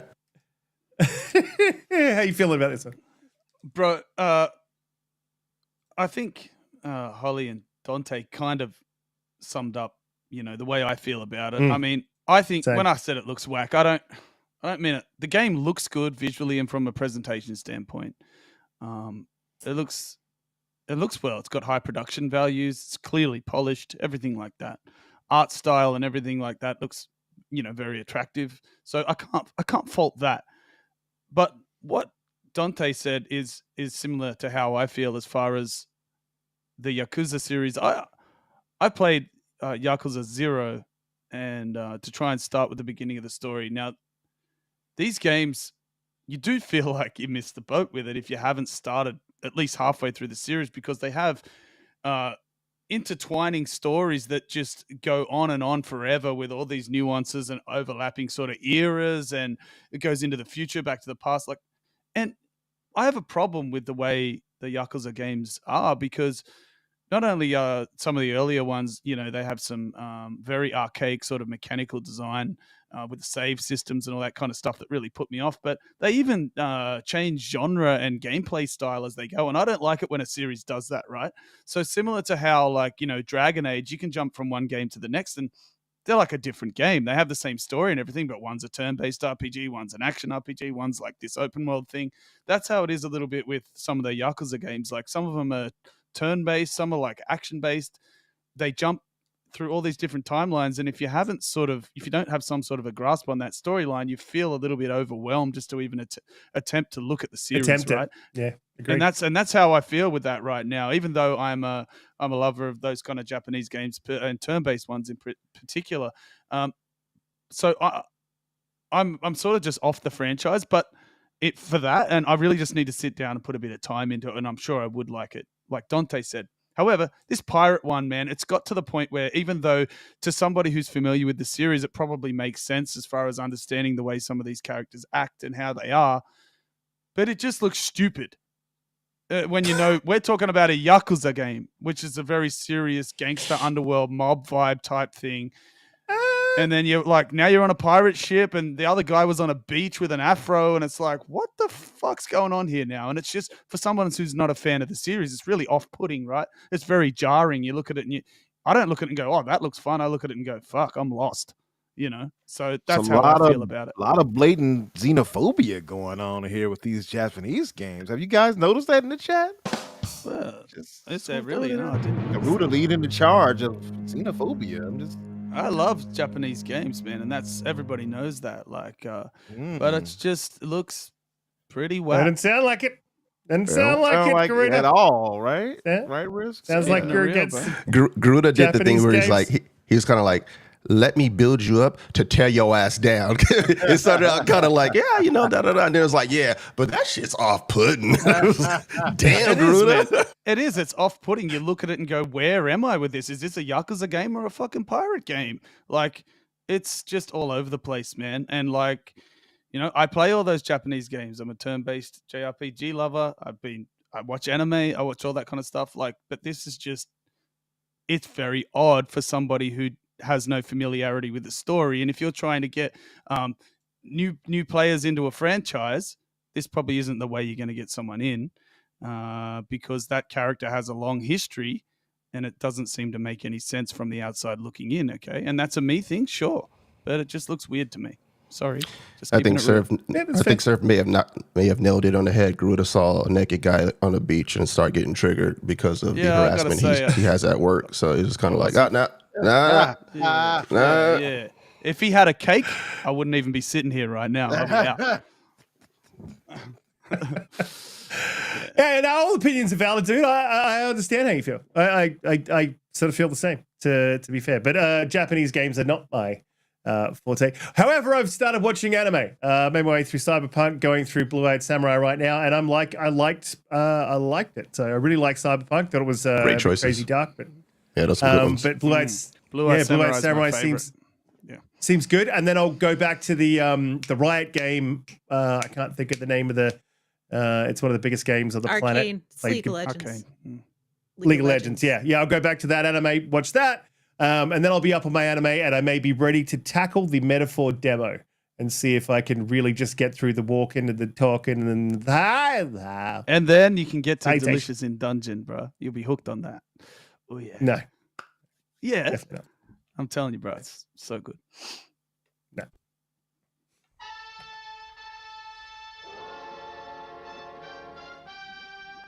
I like how did that old school Xbox thing at the start. So good.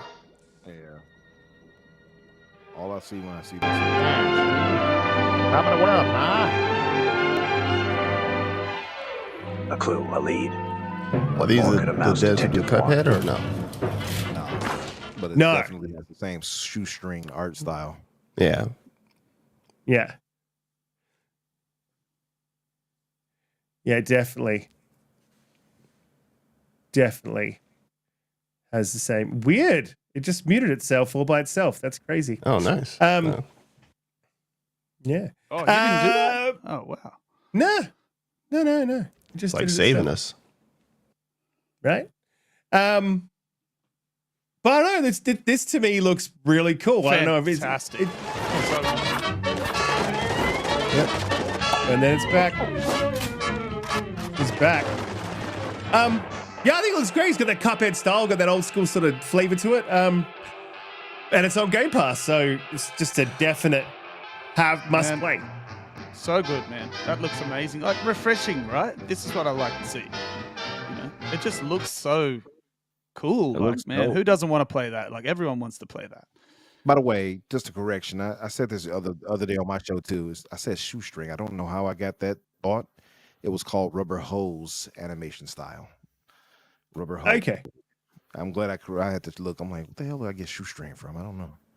Holy shit, Monad. What's great talk? Oh man. Oh my God. Monad. What the fuck? Monad, there's kids. Yeah. The kids are watching Monad. Cake man. That's, God. That is wild. In your pants. Listen, I'm gonna skip Subnautica too. But what are you guys thinking of that sort of rubber hose style animation for FPS? I think I'm right when I'm saying that's coming to Game Pass. Yeah, I think it is. Oh no, it's not. No, that is completely wrong. It is not on Game Pass. My bad. So yeah, that and there was Subnautica as well. Was the following trailer, but we're gonna run short on time if I don't skip a couple. So yeah, I mean that to me looked awesome. I'd probably be down for buying it. Yeah, 110%. Yeah, I don't think it's going to be a huge game, but like looks amazing. Anyone? This one's multiplayer risk. Is it? Yeah. So it's coming into early access because it has multiplayer elements in it. Now, look, that's a scary game as well. And I watched some of the first one because it looked very interesting. And like Holly said, watching is a lot less scary. I watched the first one and watched my son play it. It looks amazing. Now the second one has multiplayer, so you can play co-op and stuff. Yeah. Oh, you talk about Subnautica. Okay, yeah. Oh yeah, sorry. I don't feel like it's there's no Subnautica just didn't do it for me. It looked beautiful. It looked like a good game for sort of a cozy swimming around the ocean, checking stuff out game. It's actually survival. a horror game. It's scary, bro. Yeah, it's horror. Is it a horror game? Oh, bro. No, it's hectic. It's crazy scary. Yeah. Really? But this one's gonna have yeah. I mean, you're Subnautica's sketchy, yeah. Garuda's out. Yeah, I know, but it's so interesting though because it has the deep ocean and the exploration and you know that kind of stuff, which is really cool. But no, because it's co-op, I might be able to play it, you know, because I got someone else to, you know, have my back. What? With or without the cake? Cake Man's gonna be sitting right on. He's gonna be doing some couch co-op. He's like, I have your back. Oh, fuck you, man. Oh, no. That's the for horror want of a game better that you term, I can't- left myself open for that. Oh, Yeah, hey. Pause. I'm just sitting on this button. I'm not sitting on anything. Moving on. The horror game he can't escape is real life. Damn. Yeah. Tastes so good, but hurts so bad. Oh. Damn. The cake. Talking about the cake. Yeah, I'm talking about the cake. This one was really interesting because I am Shadow Donkey. everyone Animal Well who's is a played game of this many shadows. says amazing things about it, but I don't see it. But When it's a it's game what? where you cast a shadow, and sometimes even the shadow of a I shadow. love can video cast game a shadow. donkey. He's so funny. At times, you must step out of the shadows and reveal the secret which I has like been this. lurking in the shadows all along. Because if these shadows are allowed to remain within the shadows, then who knows what kind of shady shadow stuff these shadows are going to do next in the shadows. What we must always remember is that without shadows, there is no light. These shadows are evil, but some are not, and we have to look into the shadow of the shadow of the shadow to realize the shadow of the shadow within. So basically what I'm saying, Animal Well available today on Xbox. So it's obviously a creator, Holly, that did the trailer. Video game donkey. Never heard of him. Oh my gosh, he's got millions of followers. He's hilarious. He does like really funny voiceovers on gameplay, like when he's playing games and stuff. You should go watch his Elden Ring video is really, really good. And he created his own studio from his many millions of followers who follow like from the money from YouTube. So it's cool. Never heard of him. But I'll go check him out. Yeah, this one for me, everyone that talks about it says it's absolutely amazing. And it's good to see another shadow drop as well. So I'm super hyped. I'll probably go and jump on this one and play it. Literally anyone I've spoken to who has played this game loves it. So that to me just speaks volumes. Yeah. And I don't mind these pixel art games. I sort of get into them. And especially when it's a good little platforming sort of thing. And if it's a Metroidvania, you've got me 110%. So I'm in on this all the way. I agree 100% with what you said. All of that stuff, that's me. Yeah, same, absolutely. Yeah. Donte, how you feeling? I mean, it looks like a little poo jumping around. I get that, but how you feeling? Man, I wasn't going to say that, but I mean, yeah, it looks cool. So I probably am not the best person for like retro gaming art style for because I'm spoiled on new stuff. But if it's I'm still someone who's still behind on trying out Vampire Survivors because I can't get over the look of it. So I really but everyone tells me it's amazing. So that's me trying to get out of my comfort zone to actually try something and to kind of get past the shiny, beautiful new graphics and actually play something that's just basically about the gameplay. So yeah, I'm interested in giving it a try, especially since it's a shadow drop and it's in Game Pass. It's kind of the beauty of Game Pass. Like I say, that's how I got into to Hades, whereas I probably wouldn't have played the game on my own. It's not on Game Pass. It's not? Okay. Did I take back everything I said because I don't know what the fuck I'm talking about. So sorry about that. But yeah, it looks all right. Sorry. Thanks. Donte, I just want to say... Ruined everything for me, Holly. You ruined it. Yeah. Every time someone says something's not on Game Pass, it breaks my heart a little bit more. But no, seriously, Donte, Vampire Survivors is the best fucking game, bro. Oh, God. No. I just want to warn you. Pass. Yeah, listen. I got 400 hours in that game, right? But I just want to say, be careful, bro, because it's like real drugs, man. It's like crack. It's like real dangerous shit. It is, bro. You've never played it, so you don't know. It's a lot of of fun. Best. Bro, 400 hours in that, the amount of times that you have talked about Vampire Survivors, man. It's the second favorite game of all time. If it bothers you that I haven't played it, is why I still haven't played it. But it's an auto battler, right? It's an auto game. Yeah. You got to use your brain. You don't play man. it. It's not. You do. Yes, you do. It plays you. It's not true. You don't. Otherwise, you would never die. That's not true. Don't look up any guides. Go and play it. don't look up any guides. The way I played it was just like I played it without looking anything up, just feeling as I went. And bro, like when you pick up the treasure chest, like I was so into it when I first started playing it. Like I was fist bumping like when the music come on, like bro, it's so good. Don't even get me started. Ollie, you guys are selling it. You're selling it. How are you feeling about the little poo game? Sorry, it's not Little Poo Game. It's actually called Animal Well. How do you feel about Animal? I mean, I'm interested in it. I'll probably wait till there's a sale because there's a lot of games coming out right now.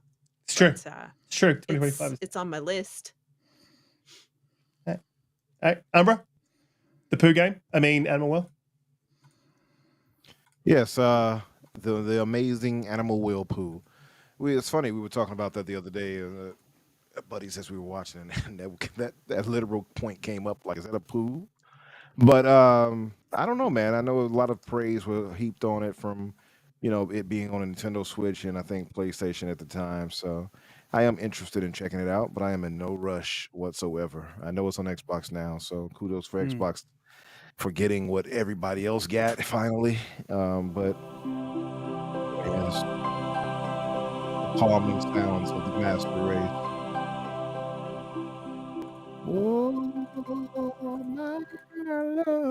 Every time I hear that, it makes me think of that. Doesn't it sound like that every time? Yeah, it does a little bit. Yeah, but yeah, I don't have much to add to this. I'm excited to play it. That's really it. I mean, this is an old game now, so it's not like I'm happy it's there. I'll just say that. Are you just saying that Xbox players just get old games now? What the hell happened to this goddamn podcast? That's if they get games at all. Now, this one I have no interest in, and I like Hiro Mashima, but this does not really appeal to me. Yeah. No. I can't tell if that's a dude or a girl. Is that a dude or a girl? I'm not sure. That's a dude. I thought you were looking for ones to skip. Holly's like, if I was voting, tell me what you really think. Ones to skip. How about we do this? Yeah, I don't like it. Looks like Fortnite. This one looks good. It does. Yeah, this one looks good. Play that one. Looks good. Play that one. Yeah. This one looks interesting. Right? Yep. It really does. Yeah, this one. Like I don't know if I like the way it was. Like, I agree with Danny. Like, there's actually a few things that Danny said this week, which is unusual on the fix, that I agree with. But when he was talking about the freeze, enemies, limbs, burn, rocks, things, throw stuff, kill. Like, I was like, that's a weird way to just throw words up on the screen, but it looks really cool. I am definitely down for this, Donte. Yeah, it looks like the art style reminds me of Immortals Phoenix Rising. So for a moment there, I was kind of like, is that studio? But it's not, right? Because that was Ubisoft, right? Ubisoft. Right? EA? Wasn't it EA? No, it was Ubisoft for Immortals Phoenix Rising. Yeah. But yeah, like this, this actually looks really, really cool because I like the art style. I like the way the combat looks and the fact that you have these different elements to play with. This looks like it's going to be a fun, good time. So I'm hoping that like it would be really cool because I like when games have like if it has like different elements between like freezing, fire, and all that good stuff. Is if you could use those things to kind of combo and get a chain reaction off of something, right? Yeah. So if you freeze something and then you do a certain thing, then it kind of combos it and it makes it explode or whatever. I'm hoping like maybe there's some element of that, but it looks pretty cool. Yeah. I mean, it sort of feels like it's a sort of sandboxy type game, right? So that's all I've got to say because I'm trying to shift stuff What around. is it? Is it like Monster Hunter or what is the genre of the game? Is it? It doesn't really look like an action adventure, is it? Or is it more like Monster Hunter? Like looks like it looks more action adventure to me than it does Monster Hunter. Yeah, kind of like I said, it gives me the vibes of Phoenix Rising, of Immortals Phoenix Rising. Yeah, Danny said the same. That was a bit more open world, though, wasn't it? Yeah, it was. I love that. World too, though. Maybe. I was saying this looks like it might be. Yeah, it looks like it might be the same open world kind of structure. I just love to see like developers using, thinking outside the box a little bit with gameplay mechanics. It just looks like you know, you got a bit more destructibility in the environment, the ability to be able to manipulate your surroundings and things like that. We don't really see enough of that. There's nothing worse than going into some of these big, huge open world games where everything, Horizon Forbidden West, I'm looking at you, everything looks gorgeous, but everything is just a static object just sitting there looking pretty, but you cannot do anything with it. You can't climb it. You can't jump on it. You can't interact with it at all. I'd rather a game look like this. Still looks nice, but it doesn't look like a movie. But you can do things with the environment. You can actually have a little bit of interaction with everything around you. So I would much rather see that than have movie quality graphics and everything's just static and lifeless and soulless and dead inside like Horizon Forbidden West. So yeah, it looks cool. So tell us how you really feel about Horizon. They killed me. But I love that franchise. You mean every UE until then? Every UE5 game ever made that sort of sterile look? You don't want. Nah. Hey. Look at Umbra. Look at Umbra. Hey, what you about? You guys can't see his face, but I can tell you he's unhappy right now. Hey. I'm telling on you. So Umbra, you like the look? Yeah. I like the look. It looks really good. I did say this the other day when I saw it, though. It has that kind of early access kind of jank. It feels like to me. Just, I don't know. Something kind of gives me that feeling like, oh, do all these things, and I when I see games like that, I start to think, does this have the survival elements where you have to build this? And I hate those games. I really do. I'm sorry to say it. I do not want to start building log cabins and all that while I'm trying to go adventure around and all that. So, I'm not Abraham Lincoln, so I don't have time for that. But other than that, it looks really, like color palette wise, it's really beautiful. I like the way it looks. They did show what she had, like, besides using different elements and things like that, that you get to like fight on top of a dragon's back, I guess, and take it down and stuff. So it got a lot of good stuff that, fighting these gigantic enemies, getting to use the elements against them when the thing shot a fire at her from its staff and she redirected it to it. So it's got a lot of cool stuff that could play well into it. And I don't want to judge it too harshly, but I agree with Danny on the whole way they framed it with the fire, wind, water. Right. Your powers combined. I am Captain Planet, right? Yeah, exactly. But it is Where's going Don to Game Cheeto Pass. when you need him? I know, right? It is going to Game Pass though, so that's a W, and I am definitely going to check it out. Yeah. That is a really good thing that's going to Game Pass. But the other thing and what you guys are saying as well, and that you just said, Umbra, is it's got that sort of a Colossus feel, right? Where it's all like everything you're fighting is like big, giant, sort of flashy.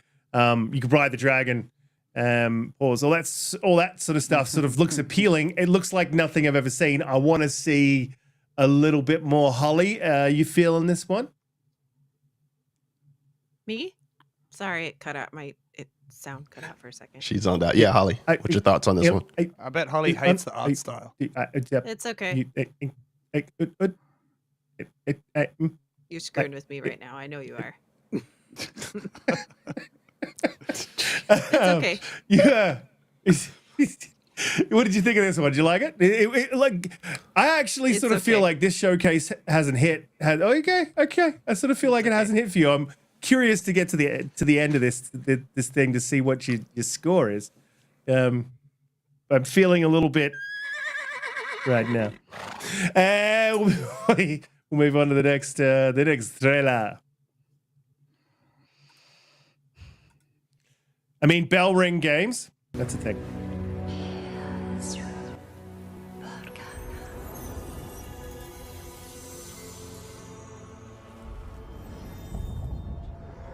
I love me some sexy fingers. I have seen the gods shatter. What?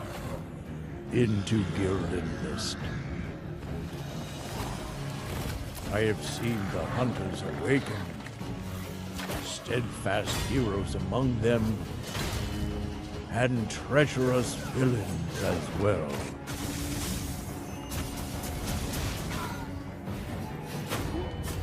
I have seen the thrones brought low, faiths torn asunder, and all that still live before the end. They mourn and struggle in anguish and despair.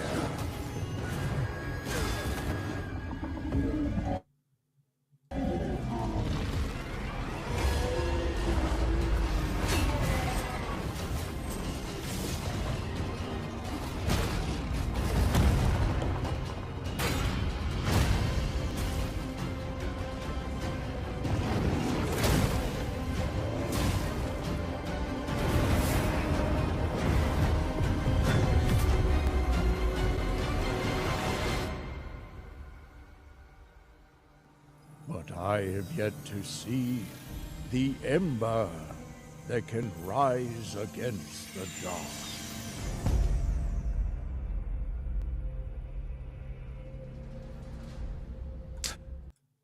So, two things I'm just going to say about it. This looks cool. Thing for me, though, is one, I don't have any friends. So co-op, doesn't really float my boat. I do. But I like that it's co-op. What I don't like is I'm getting really, really tired of Souls-likes just taking over that. What is wrong with just another like hack and slash action adventure? Action RPG. Yeah. Or an action, I agree. Yeah, where I don't need to spend 3 hours on a boss. I don't have time for that. So I could play like one Souls-like game a year, but I cannot play 6 that come out. I'll add to this as well. There is another game that I'm playing that I'm not allowed to mention or talk about. That is in the early access and or the insights in the Insider Hub. And whilst it's good, extremely frustrating on some of the bosses and some of the mechanics. And I just Indiana Jones is that hard. If you're gonna launch a Souls-like and your mechanics aren't fully completely tight, then you need to go back to the drawing board. Just get that as tight as possible. Yes, I know. Pause. Get it as tight as possible before you release it, because and then your enemies need to telegraph properly. There's a lot to a Souls game that needs to be done right, and if you're not doing it right, then it's just not going to work. That's why From Software is the master at. I feel like leave Souls-likes to them, because that's what their bread and butter is, and then Holly. So Assassin corrected us yesterday. Actually, I didn't know this, but Souls games that are from Software are called Soulsborne, and everybody else is a Souls-like. I did not know that, so kudos to Assassin for him. But you're 110% right. It doesn't mean that somebody else can't make one just as good, but it takes a lot of effort to get to that point for those games, unless you're going to have some other kind of mechanics or something else to offset, right, some of the things that maybe you don't quite have the same. And nobody should just be truly trying to repeat everything that FromSoft does. That's not, you should do your own thing. But as we all know, right, things are you take ideas from other things, right, and then make your own. So it's understandable. I thought this looked really good. The fact that they called it a Souls-like extraction, I thought that was really interesting. This one looks really good. But you're right, it has to be done right. And that's where you get a little worried.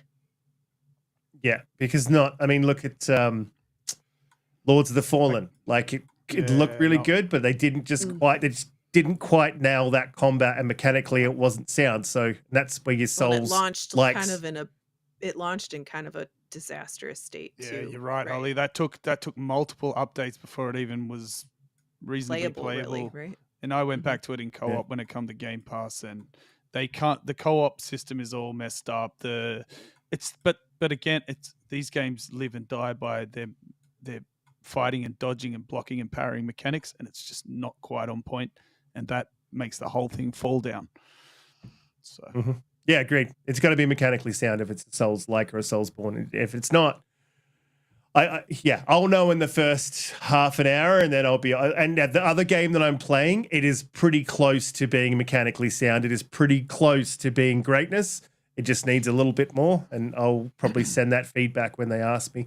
Donte, how you feeling about another Souls-like entering the game? Yeah, that's crazy. You guys kind of I think we're all kind of within the same vein. I actually was taking some notes when I was watching this earlier to kind of prepare. So what I wrote was that it looked amazing. I'm not sure about the name. The name's kind of all right, whatever. But I would have liked for it to be just an action RPG as opposed to a Souls-like. But again, if it's done well, I'm probably not going to complain, right? If it's done well and it's actually accessible, where I don't feel like I can waste 2 hours on one particular boss, you'll eventually can figure it out and get to move on, then I won't care. But I think it gets to a point where it's kind of like, I hope everyone is not consistently chasing trends where it's kind of like, okay, this is the hot thing right now. So where you could have made a really good action RPG game, and instead, you're like, okay, well, we know that this is really, really popular, so we got to make sure it has these elements. And it's like, well, did you maybe, there's still room for good action RPG games that could be made that don't necessarily have to be within, the trend of what Souls games are. So again, I might just be too early on this. That just would have been nice. But at the same time, like if this ends up being really, really good, I'm not going to care. I thought it looked, in terms of visually, like I thought it was one of the better looking ones that we saw from outside of like Alan Wake and stuff, which is always to me looks incredible. But yeah, it looks cool. This is one of the ones that was one of my standouts from the show, from all the games that I saw. Umbra, how you feeling about another Souls-like sort of coming into the genre? I mean, it does have that extraction element. Is co-op. That to me, we'll give it I'll check it out. But yeah, we doesn't know everything needs to be a Souls-like. How you feeling about it? I'm liking it, man. It looks really, really good. Mistfall. I don't like the name. Mistfall Hunter is like kind of unnecessary. I feel like Mistfall itself would be perfect. But visually, it looks really gorgeous. I'm hearing from what we discussed the other day that it's supposed to be a extraction type game. So you're getting in there and it's linear. And you're coming in there, you're fighting these bosses in kind of a boss rush kind of thing, and then you're getting out of there or earning your way out of it, I guess. I really like that. The combat looks really fluid and nice. Different play styles from mages to what I would guess is the rogue with the two, not spears, but the, what's the word I'm looking for? Daggers. And, of course, the typical warrior and somebody with a bow and arrow and stuff. So it looks really interesting, really visually nice too. Definitely got a bit of the Elden Ring vibes from it with the lady doing the whole threaded thing with the gold and all of that. But yeah, it looks really interesting. Interesting. I'm sorry. So definitely, definitely excited to try it out. I hope it turns out well. And it's a co-op kind of game, from my understanding. So, yeah. Yeah, that's a surprise. The fact that it's a co-op. So that actually just kind of piqued my interest a little bit further because that's that's a cooler element to be able to play with some friends. So, yeah, 100%. Yeah, I mean, once it comes out, if you guys get it, let a brother know. I'll jump in. I might go ahead and grab that. Yeah. Yeah, but not you, Holly. Yeah, not you. Not you, because you. Not you, Holly, because you don't invite nobody. Another invite. Okay. Moving on to the next game. My dearest child, this island offers everything you may need in your precious I did skip a couple, but this one I found a little bit interesting. Roaring rivers and mountains of rock and ice. I actually thought this Phasmophobia was one. To know that for every bit of goodness in this world, well, somebody had said it. What did they say? They thought this was resides a darkness you cannot Atreus. They said Atreus. Do not doubt. Even a light like yours can be tempted. Definitely double A. You must always choose good. It has a lot of. This is Lena instead of Kenna. This is Lena. Yeah, looks like Kenna. I said that. It reminds me of Kenna. Yeah. Sepe, be resilient, be resourceful, be brave. I don't know. Son. Stay in the light. It looks pretty fluent. By your side, and may the magic of this island protect us all. I don't know, but I want to get that dog's head and cuddle it up. I thought I was going to go into a completely different dark place, man. I got concerned there for a moment, brother. I thought what do you think about me, man? What are you thinking about me? I don't know, man. I don't know. I'm just glad it didn't go any other way. Who doesn't want to cuddle that fluffy dog, man? All right. That pause you gave right after you said I was going to get that dog's head and just got quiet. Like, what are you going to do to that dog's head, Garuda? What are you going to do to that dog's head? Peter. It's tough there. Peter, he's right there. He's right there. The company I keep, I tell you. So, I mean, that one just looked pretty cool to me. I thought it was sort of Kenna looking, like, agree with you guys, sort of mechanically looked nice.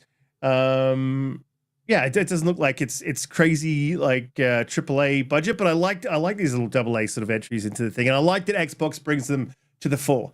So Holly, I'm going to go to you. How you feeling about this one? Next. Moving on. Damn, Holly. Does Holly like games? I don't know. She's Holly's like one. Like I think it's been 2 games so far that she's like cool. Everything else. What about Phasmophobia? Do you like Phasmophobia? Is that up your alley? Fred says it's Riskit. amazing. So, like, I would like to play it, but I'll probably get it on PC at some point because it's been out for a while and it's cheaper on there. That's why. Everything's been out for a while and cheaper on PC. Plus, he said that there's the VR element in it could be really good. So VR is crazy in Phasmophobia. But it's not native to any headset. But now that I could get that dongle that cuts all of the fun features out of PSVR 2 to hook to a computer, maybe that's a way for me to play it that way. And you can actually like open the box and use your PSVR? Never. That is that would be promises. No, but if you do it, you should stream it or something because this is a moment. An unboxing video. It is. Yeah, I mean, you've had it all this time. You know what I'm saying? This is a moment. 2 years This later? is. Wait, you've never Like actually 2 used years. it at all? Have you used it once, Holly? It's still in the wraps. No, I haven't. There's been no games. PlayStation has no games. Damn. Warehouse is full of them. Damn. Sony knows how you feel, bro. So true. It's so true though that the VR is like they're sort of getting some support from third party, but like it really was just I was a little bit hyped for the PSVR 2. Like Umbra, if you remember way back, I was like, yeah, I'll get down with this. I'm with you, Holly. I just didn't buy it because I'm like I'm a little bit hyped, but I'll wait to see because I don't trust these PlayStation guys. I've seen them with their PSVR 1. Well, I didn't get the 1, and I thought, okay, like they didn't do tons. They did stuff with the 1. Now they're gonna ramp it up for 2, right? Yeah. Yeah. Like they didn't even get Half-Life Alyx, like the best VR game. Yeah, Valve wasn't available. going to do that.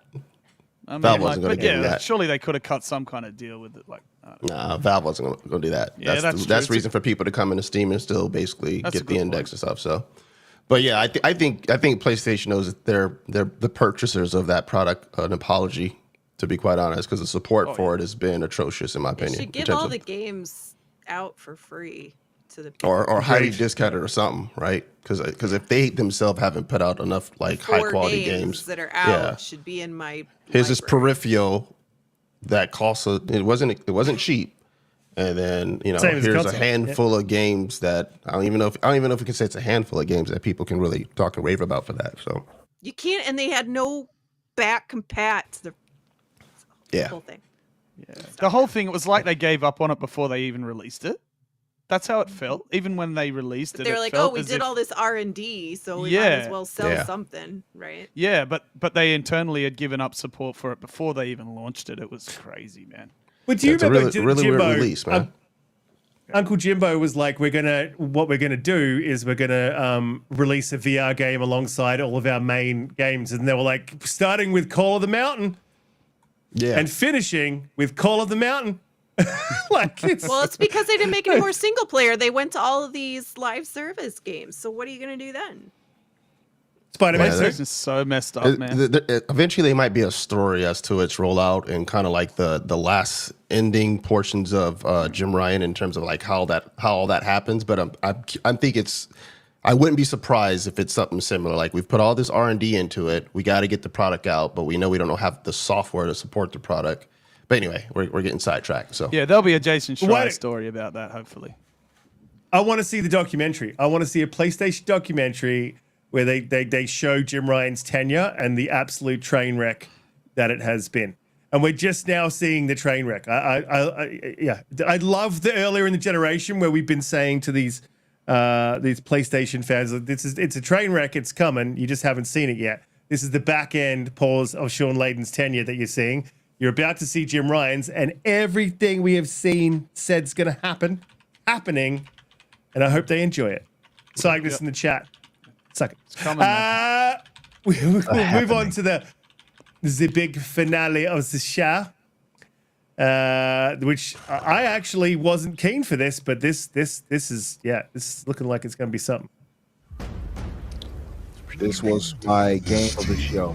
Is that the finale? Although I swore to protect it, Nearly finale. I failed. This was my game of the show right here, 100%. Holly's like, I want to see the control game. Oh, multiplayer control? Yeah, that looks sick. All traitors are silenced. He's a weird looking dude. This is not right. Return. Like, what is that? Voice does not match. Standing in the way of my redemption.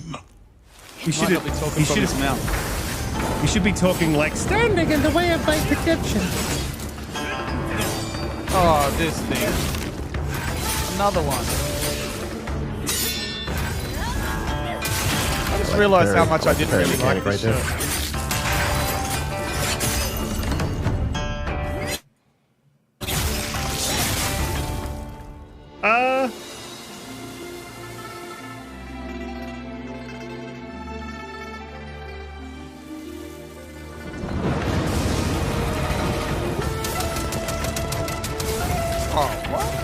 Okay.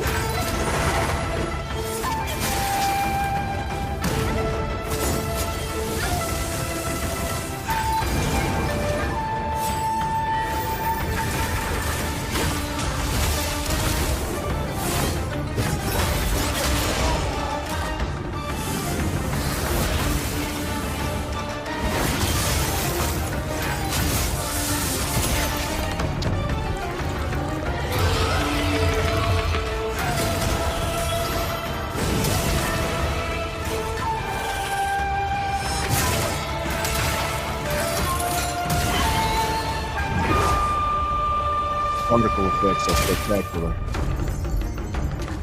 Yeah. They really are. Someone, is this a Souls-like? Because this looks so good. I don't think so. I don't think so. But it's not quite.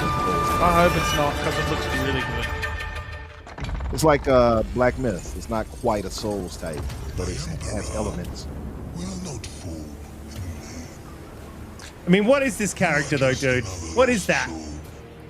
Like, who I designed don't know, that? I rocks with it. I rocks with it. Same here.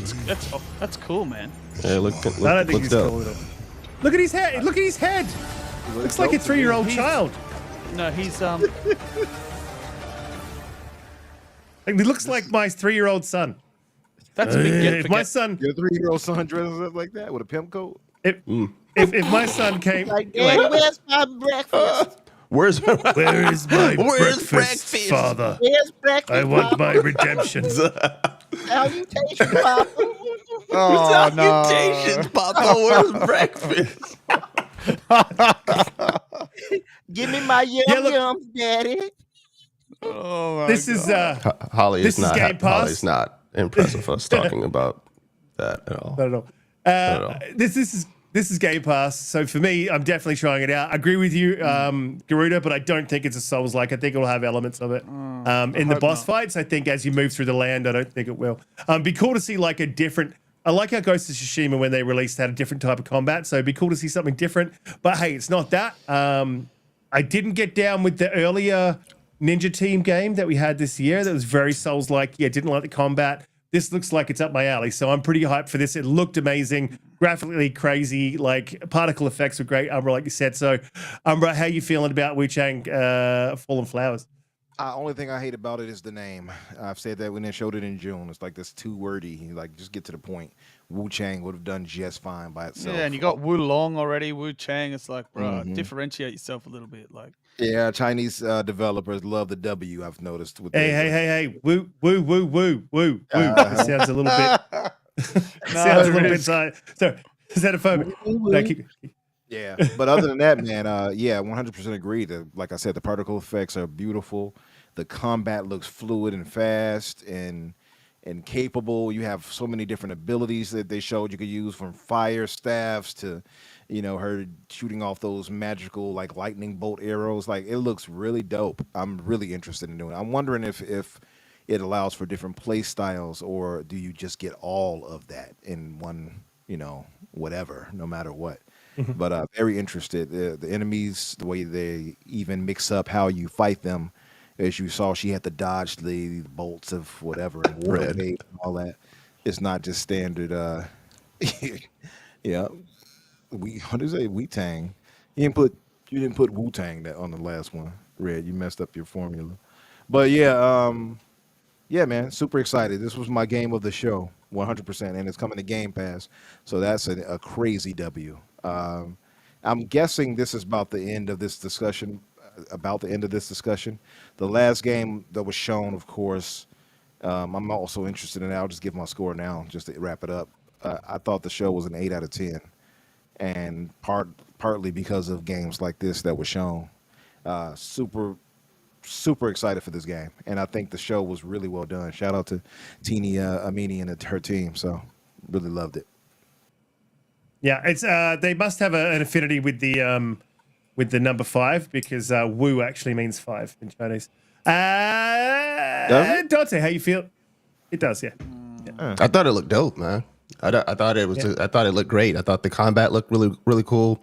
It's cool that we're seeing like this era of like Chinese kind of mythology and stories getting like woven into games, because for so long it's been kind of like primarily dominated by like Japanese like stories and mythology and just, you know, the whole kind of like anime stuff and whatnot. So it's good to see like, you know, different cultures kind of getting themselves in the games. And like right now it seems like I hope it's not I hope it's not exactly like what's the other game called? Wu. Damn it.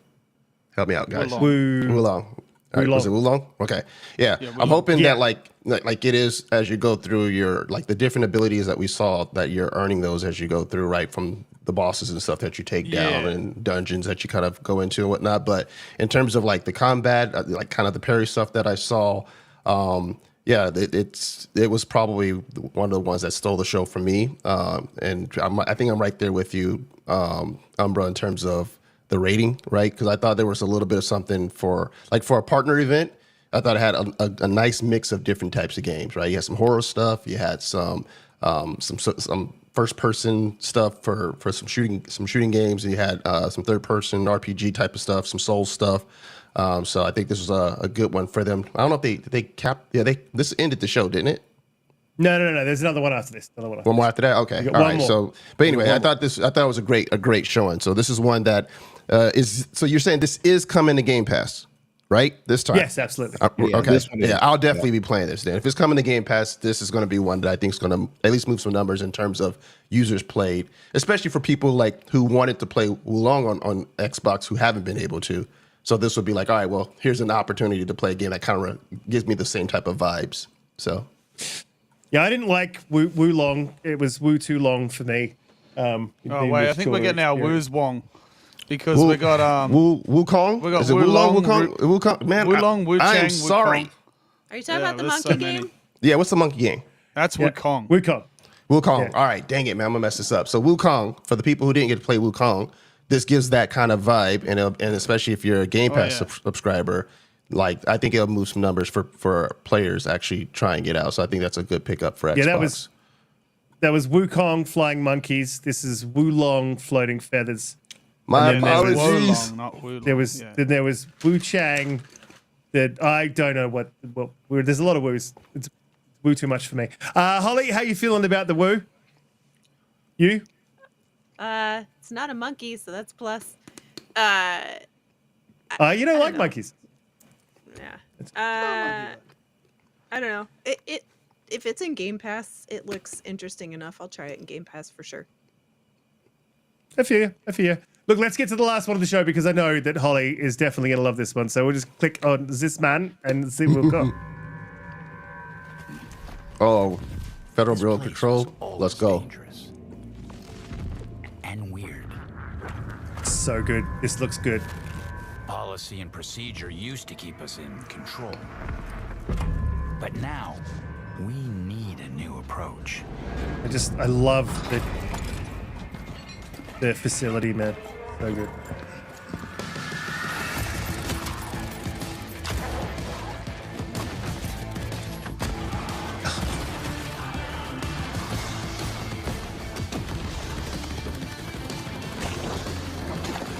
so good. Looks good. Oh, it does. If you like Control, yeah, Serve, I get what you're saying, but like, if you like Control, this looks good.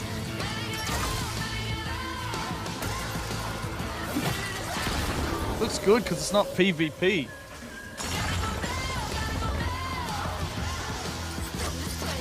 Yeah, man. I mean, this is good. If for me, if you're a fan of Remedy and Control, then this would appeal to you. But I can understand anyone else who's like, if that wasn't your cup of tea, it could have just appeared like, okay, another, co-op PvE shooter or whatnot. But to me, this is kind of like, I'm curious about it. I know we weren't going to me first. I apologize if I'm just jumping in. No, you're good. You're just good. talking shit. No, yeah. I'm curious about like if, because like in Control, like obviously there's lots of powers that you continue to upgrade and get, right? So I'm curious as to like, how like they in Control in the game, like they're sending these teams out into certain areas to cleanse certain areas, right? And then so you would go in there and it's kind of like, oh, did that team get wiped out or whatever? So it gives me this feeling that like, these are the teams, right? That you're going into these different areas with your other people to kind of get a certain area under control. Yeah. But will you have kind of her abilities? Or will it just be like, you're just regular person with guns trying to, subdue the chaos that is that federal bit of It might be control. a loadout situation too, like Call of Duty, right? You pick a loadout, so maybe you get 2 abilities and you have different loadouts for different. And then balance it amongst your team, right? So that way, like you're kind of playing. Like you if can you're only smart, have one who has this. Yeah, and everybody play that. off of each other, so you complement each other's loadout. That'd be nice. I think it'll be like that with like I don't think you'll have like a heap of abilities, but you might have like you said, a loadout where you've got like a suit that does some electromagnetic stuff, and then maybe you've got a specific weapon that does specific things, like these that sort of jumping that puts out energy, so you can jump. It looked like almost like a riveter where they were shooting it towards the ground to get elevated. Yeah. That looked really cool. Like Remedy, if you're listening, synergy. Like if you're gonna do that, have it where there's synergies where it benefits for people to have different loadouts where you can work together, where certain things like can trigger, right? Like that to me makes it fun where you're like, oh, you did this and you that person's that. So if I hit them, they're going to go ahead and explode or have some type of crazy chain reaction. Like synergies off of the loadouts to me makes it where it's just not just generic, everyone's lobbing grenades and shooting. We're actually kind of benefiting for the fact that you came in with this loadout and I came in with the other one, right? There's a little bit of strategy to the combat then. Right. Well, cool. They might even, it would be interesting if they have like, there are some games where literally only one person can pick it, right? And then the other people in the team, like Apex, right? You can't have 3 of the same operator because the operators have unique abilities and things that they can do. So you can only there's a finite number and each person can only be one of those things. So that would be cool if they had something like that. Yeah. Like in Concord?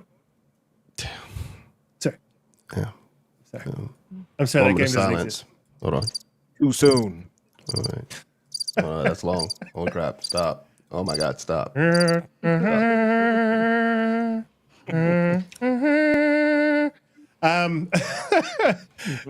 come back. It'll definitely come back. It's coming back. It's coming back. I think it'll come back. I think you put that much work into a game, $200 million. No, they made it free to play now, right? That's what they're relaunching it free to play. Mm-hmm. Oh, they're gonna do that? Is that happening? That's what I heard. Right? They're trying to resurrect and make it free to play. That's the rumor. Yeah, that's the rumor that they're working on. Good luck. Right. That's good. Only get one chance to make a first impression. You're right. One chance to win the championship now. Unless you're just going to bring it back as a completely different game in every single aspect. No. Yeah, agreed. Garuda, how you feeling about this one? Yeah, so unlike Donte, I don't really have much of an affinity for Remedy, and it's not really because I don't like their games. It's just because you haven't played Control. Yeah, I've started playing Control, and I kind of just when it came to Game Pass recently. Yeah, it's the most interesting one of Remedy's games that I've tried. Alan Wake, I tried that. It was a bit too scary, like the first one, even though it's not as scary as the second one. Yeah, Control you can do. You can play Control. Yeah, Control I'll do you Control. can do. It's not. It's creepy, but not as creepy. Yeah. And I love that, just the whole vibe, the setting of it and the vibe and just the way the game looked just drew me in. And it was just because so much other games were coming out that I kind of dropped off it. But I've still got it installed there. And I actually done a couple of little mods, like just quality of life mods and stuff on it. And it was really beautiful to play. So let me just jump in. So guys in the chat, and Garuda. I didn't play Control. I didn't like Control. I started Control 4 times. So 4 times. On the 4th time, I was like, I am going to knuckle down and move a little bit into this actual game, because I initially was like, it's just not grabbing me. I'm like, but there is something here. So I knuckled down and I pushed through a little bit. And once you start leveling up, and getting the different powers and being able to do using the engrams, they're not engrams, but they're whatever, and you really start getting into the game, it is just a next level fantastic game, and it did not get the credit that it deserves, because I think it didn't get out the gate as good as it could have. Like, it doesn't start the game as I don't know what it is. I couldn't put my finger on it, but everyone has had the same thing. So like, just knuckle down and push your way into it, and I promise you'll be rewarded once you get into the game. Like, it really is that good. I loved it. Yeah, loved so it. I want to pick it back up. It's not one of those games where I dropped it and thought to myself, like a lot of games, you start playing them and you go, this is not for me, so I'm dropping it. It wasn't that. I really like it. I can tell it's probably going to be my thing. I just need to get back on it. It looks gorgeous on PC, cranked all the way up with ray tracing and stuff too. So, yeah, it's a fantastic looking game. But just because I don't really have that much of an affinity for Remedy, that didn't mean anything coming to this game. I forget the name of it already. Looked great. It's I like co-op PvE shooters, and this one in particular looked good because it had that similar art style to Control. Obviously, it's tied to the same universe, and it just looked fun. Some of the mechanics with the guns and the abilities and stuff looked fun. It looked like it's going to be a good time. So I'm definitely looking forward to this one. And this is definitely on Game Pass, Yeah, it is on Game Pass, this one. So yeah, and I think that this is the first. It's on PS as well. The PS Plus. And that's very smart of them. I was going to say that I think it's very smart to do that, because this is their first multiplayer game. It is a co-op experience. This just brings everyone who's in those ecosystems into the fold. Then you'll obviously have your Steam players, because it's simultaneous launch on PC as well. So look, this to me, I think, is a smart move for them. Like, they sort of dipping. And if you look at the assets, guys, if you play Control, those are literally pulled assets. And all they've had to do is sort of bring it into a first-person sort of thing and build the mechanics. They already had the world, so this probably would have been a little bit cheaper to do for them as well. So I think it's a great foray for the series. A good expansion of the series as well, because like, we've gone from third-person over the shoulder, sort of action-esque, it's horror, and we've had all those. So I think this is a great direction to go in, and just add to their portfolio of greatness. Like, honestly, I think that Sam Lake is the Kojima of like Sweden or wherever he's from. Like, he is honestly that sort of storytelling that he does. I agree with you. Yeah, I definitely agree with you, because they're both really good at kind of building these weird, kind of creepy worlds where, like, again, I think that's the thing for some people, right? Like, either you like that type of stuff if you're someone like me who grew up on watching X-Files, and I like weird, creepy stuff like that. That's kind of unexplained. And for others, that might be the turnoff for some people, right? They don't understand the world. But if you let yourself get into it, just the gameplay mechanics, along as Riskit was mentioning, like, as you start to unlock your additional abilities from the objects of power that you get, that alone is worth it, because the mechanics, and once you start feeling a little bit OP, it just starts to take off. So it's worth it just for that alone. Yeah, I'm gonna go back to Control godlike. For sure. You literally become godlike. You feel like a god, and it still is challenging in spots, but in some spots you just own a room as well, and it's just has a good mix of making you feel super powerful, had creepy sort of storytelling, learning about what's happening inside the Federal Bureau, why it is like it is, and then also the mystery, because you don't learn everything. It's just perfectly done. Sam Lake just does an absolutely masterful job with Control. I can't say enough good about it. And for someone who started it 4 times and was like, I couldn't do it the first 3, and then after I played through it, I was like, what? Why didn't I go through this? Like, this is such a great game. So I think this is very smart of them, like we were saying, to bring it to PS Plus and Xbox Game Pass, because I think potentially, say this game hits, right, in a big way, It's a totally different vein of game to what they've made before. It could potentially grow popularity and put a lot of eyes on all their other IPs that have been probably unfairly slept on by people like me included, which they're clearly quality games. You can tell by looking at them, the way they review, the way they rate, but this could put more eyes on all of Remedy's games, and which will be only good for them because I'm not sure if it's true, but I've heard word that a lot of their games barely turn a profit. They're not expensive to make, but they still don't make a lot of money. So hopefully they got a good bag out of these subscription deals. And it should be good for them. Well, they've also built. It's not. I won't say Marvel-like because it's something that's very different. But in the way that they've interconnected their stories and built, not portfolio is not the word for it, but built every game is linked to every other game. They built a universe that's like really interconnected, and it's crazy interconnected. And like, sorry, Holly, go. No, it's okay. I interrupted you. Sorry. No, you go. No, spit your bars. No, Spit your bars.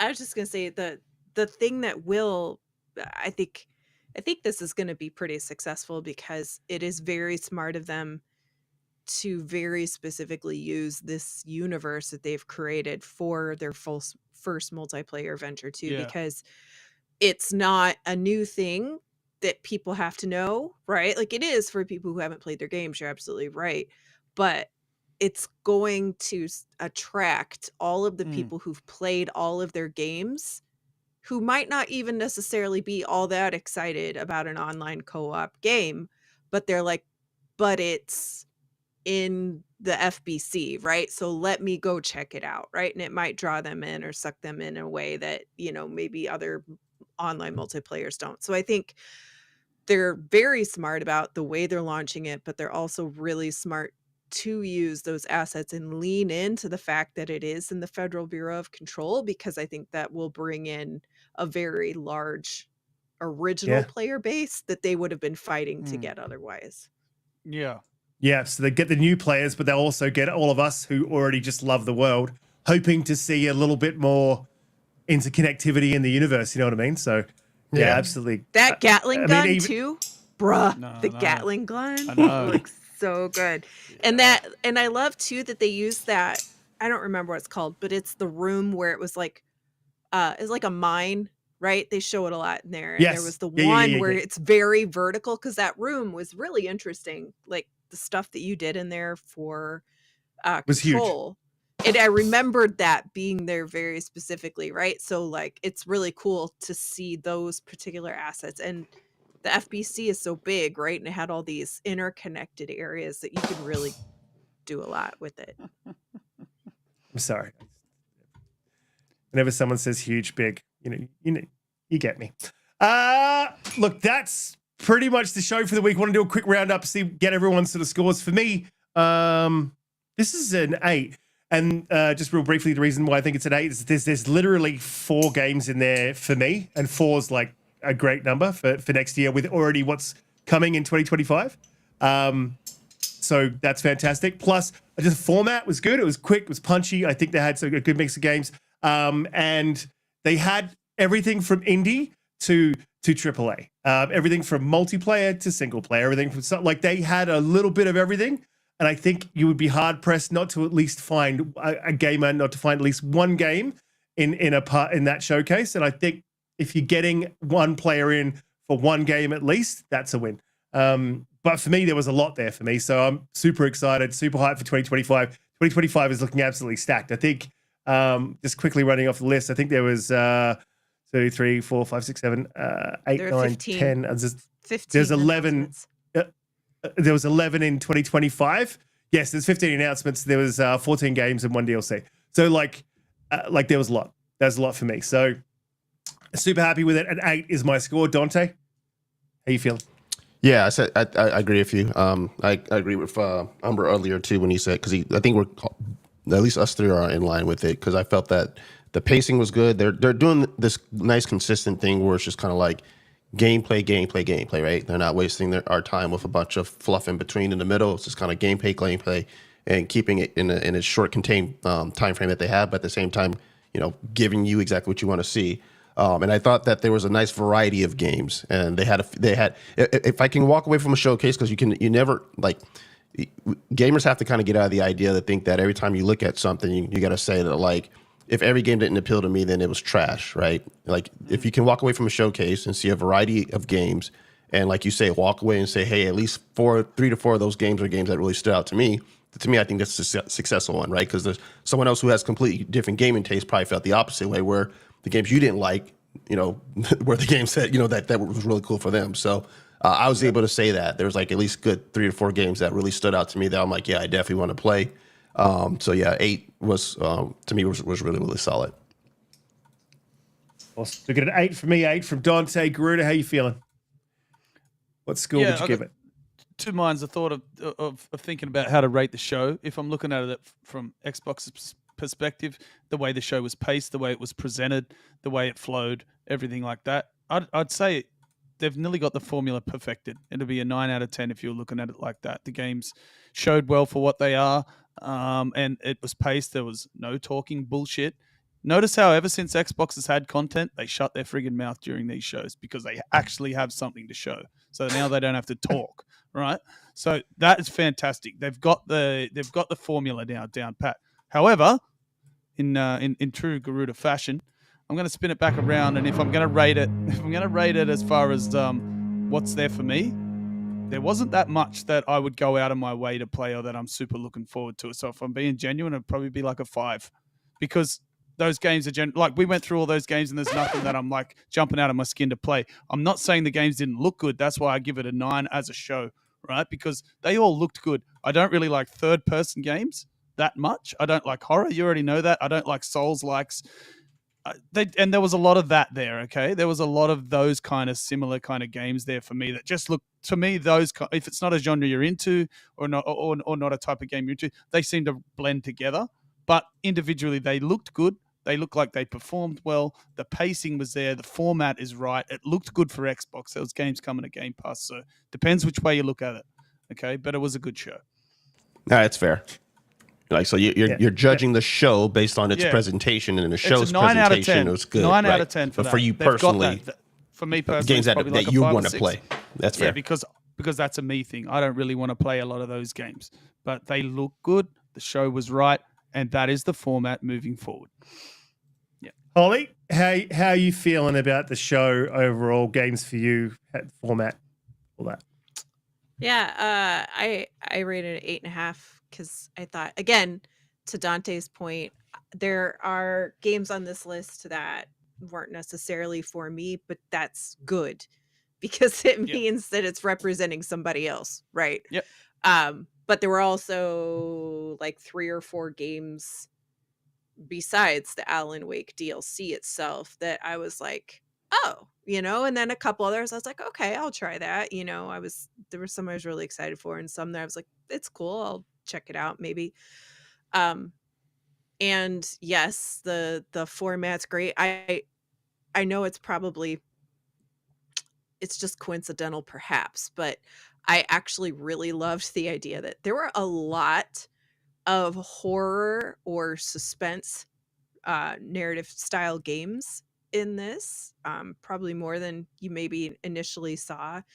And it's in October, and they kind of gave like a little, Tina had posted a little picture right before the show and was like, she had this like white shirt on, it said it's spooky season, and she was like, and made a little reference about it, right? So I kind of like the idea that they were even like theming their show slightly around having a little more of the horror genre in the fall near Halloween to show in the games that they have coming. And I thought that was really clever. Also, I think there were 6 of the 15 that were coming to Game Pass, which is a little bit lower than I maybe would have expected in this, but that's totally fine. And I also like that they didn't announce it until like 3 or 4 days before.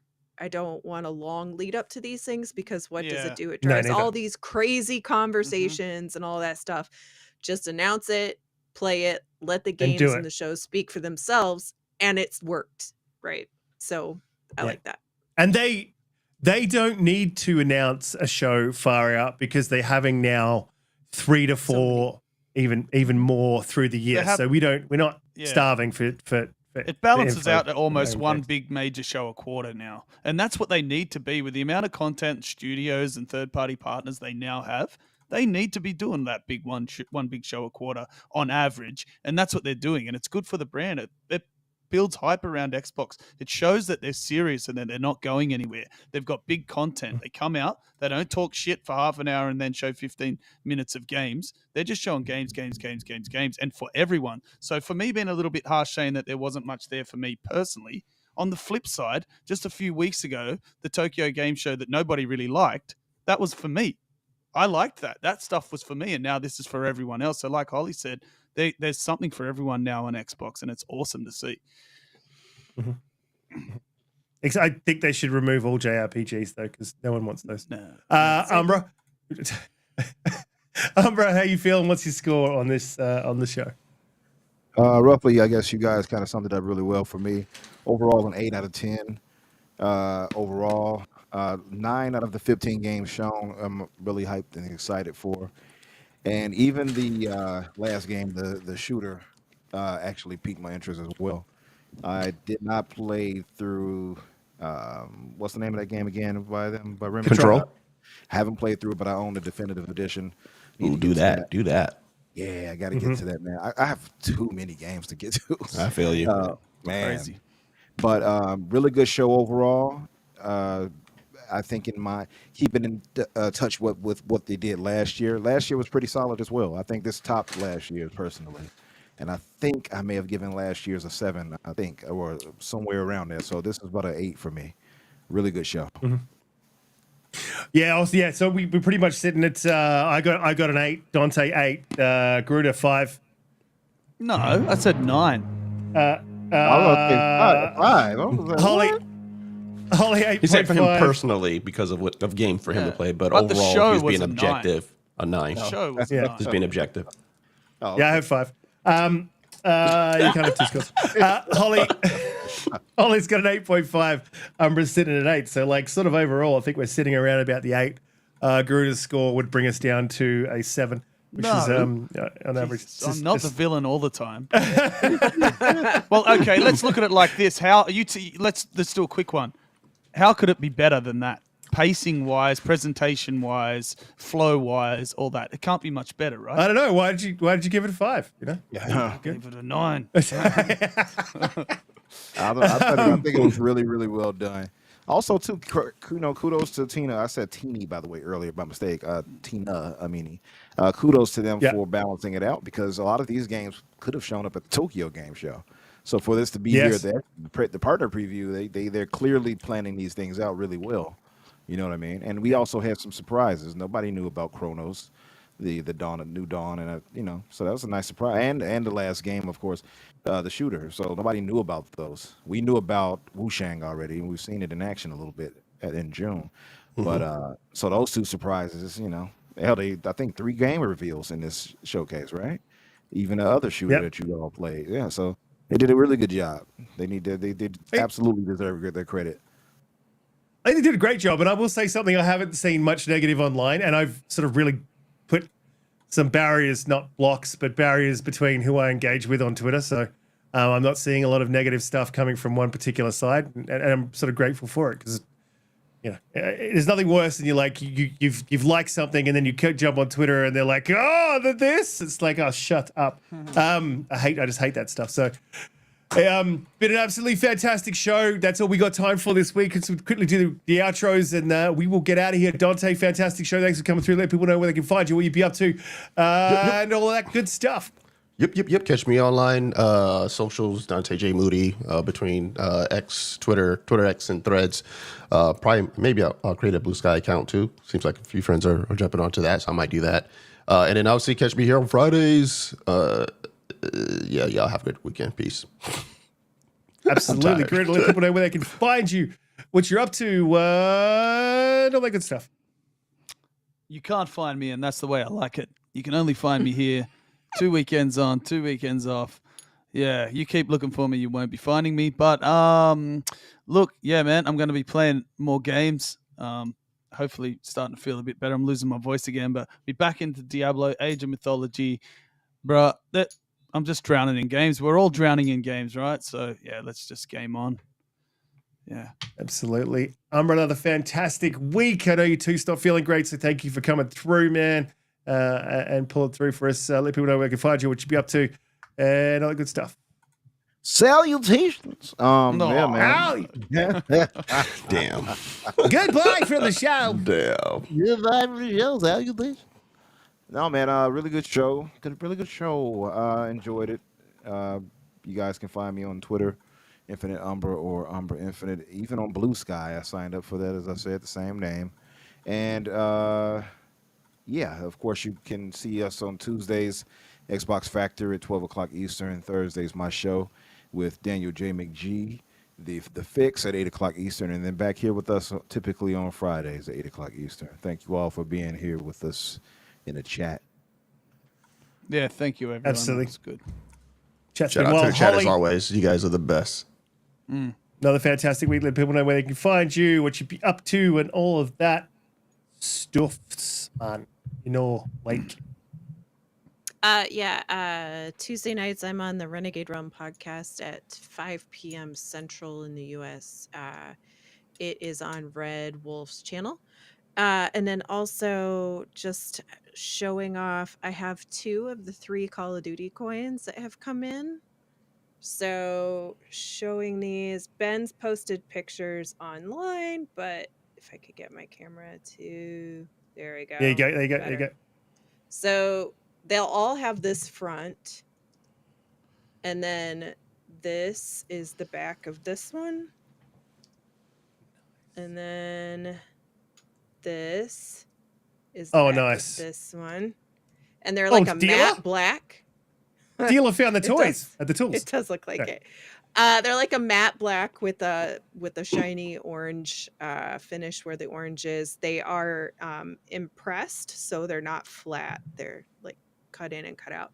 The third one hasn't come yet, but there'll be 3 designs in total, and the giveaways will be randomized. So what you get, and they will be on your favorite podcasts and also through Ben Kenobi's channel.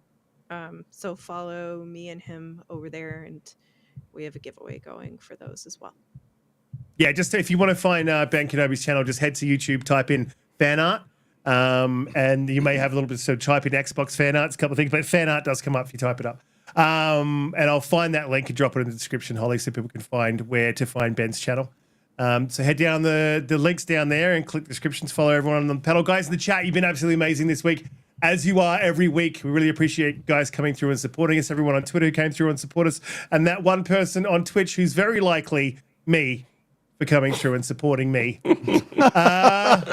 Jeez. We'll see you guys all next week. I'm a #1 fan. Stay active. Stay active. I love you all.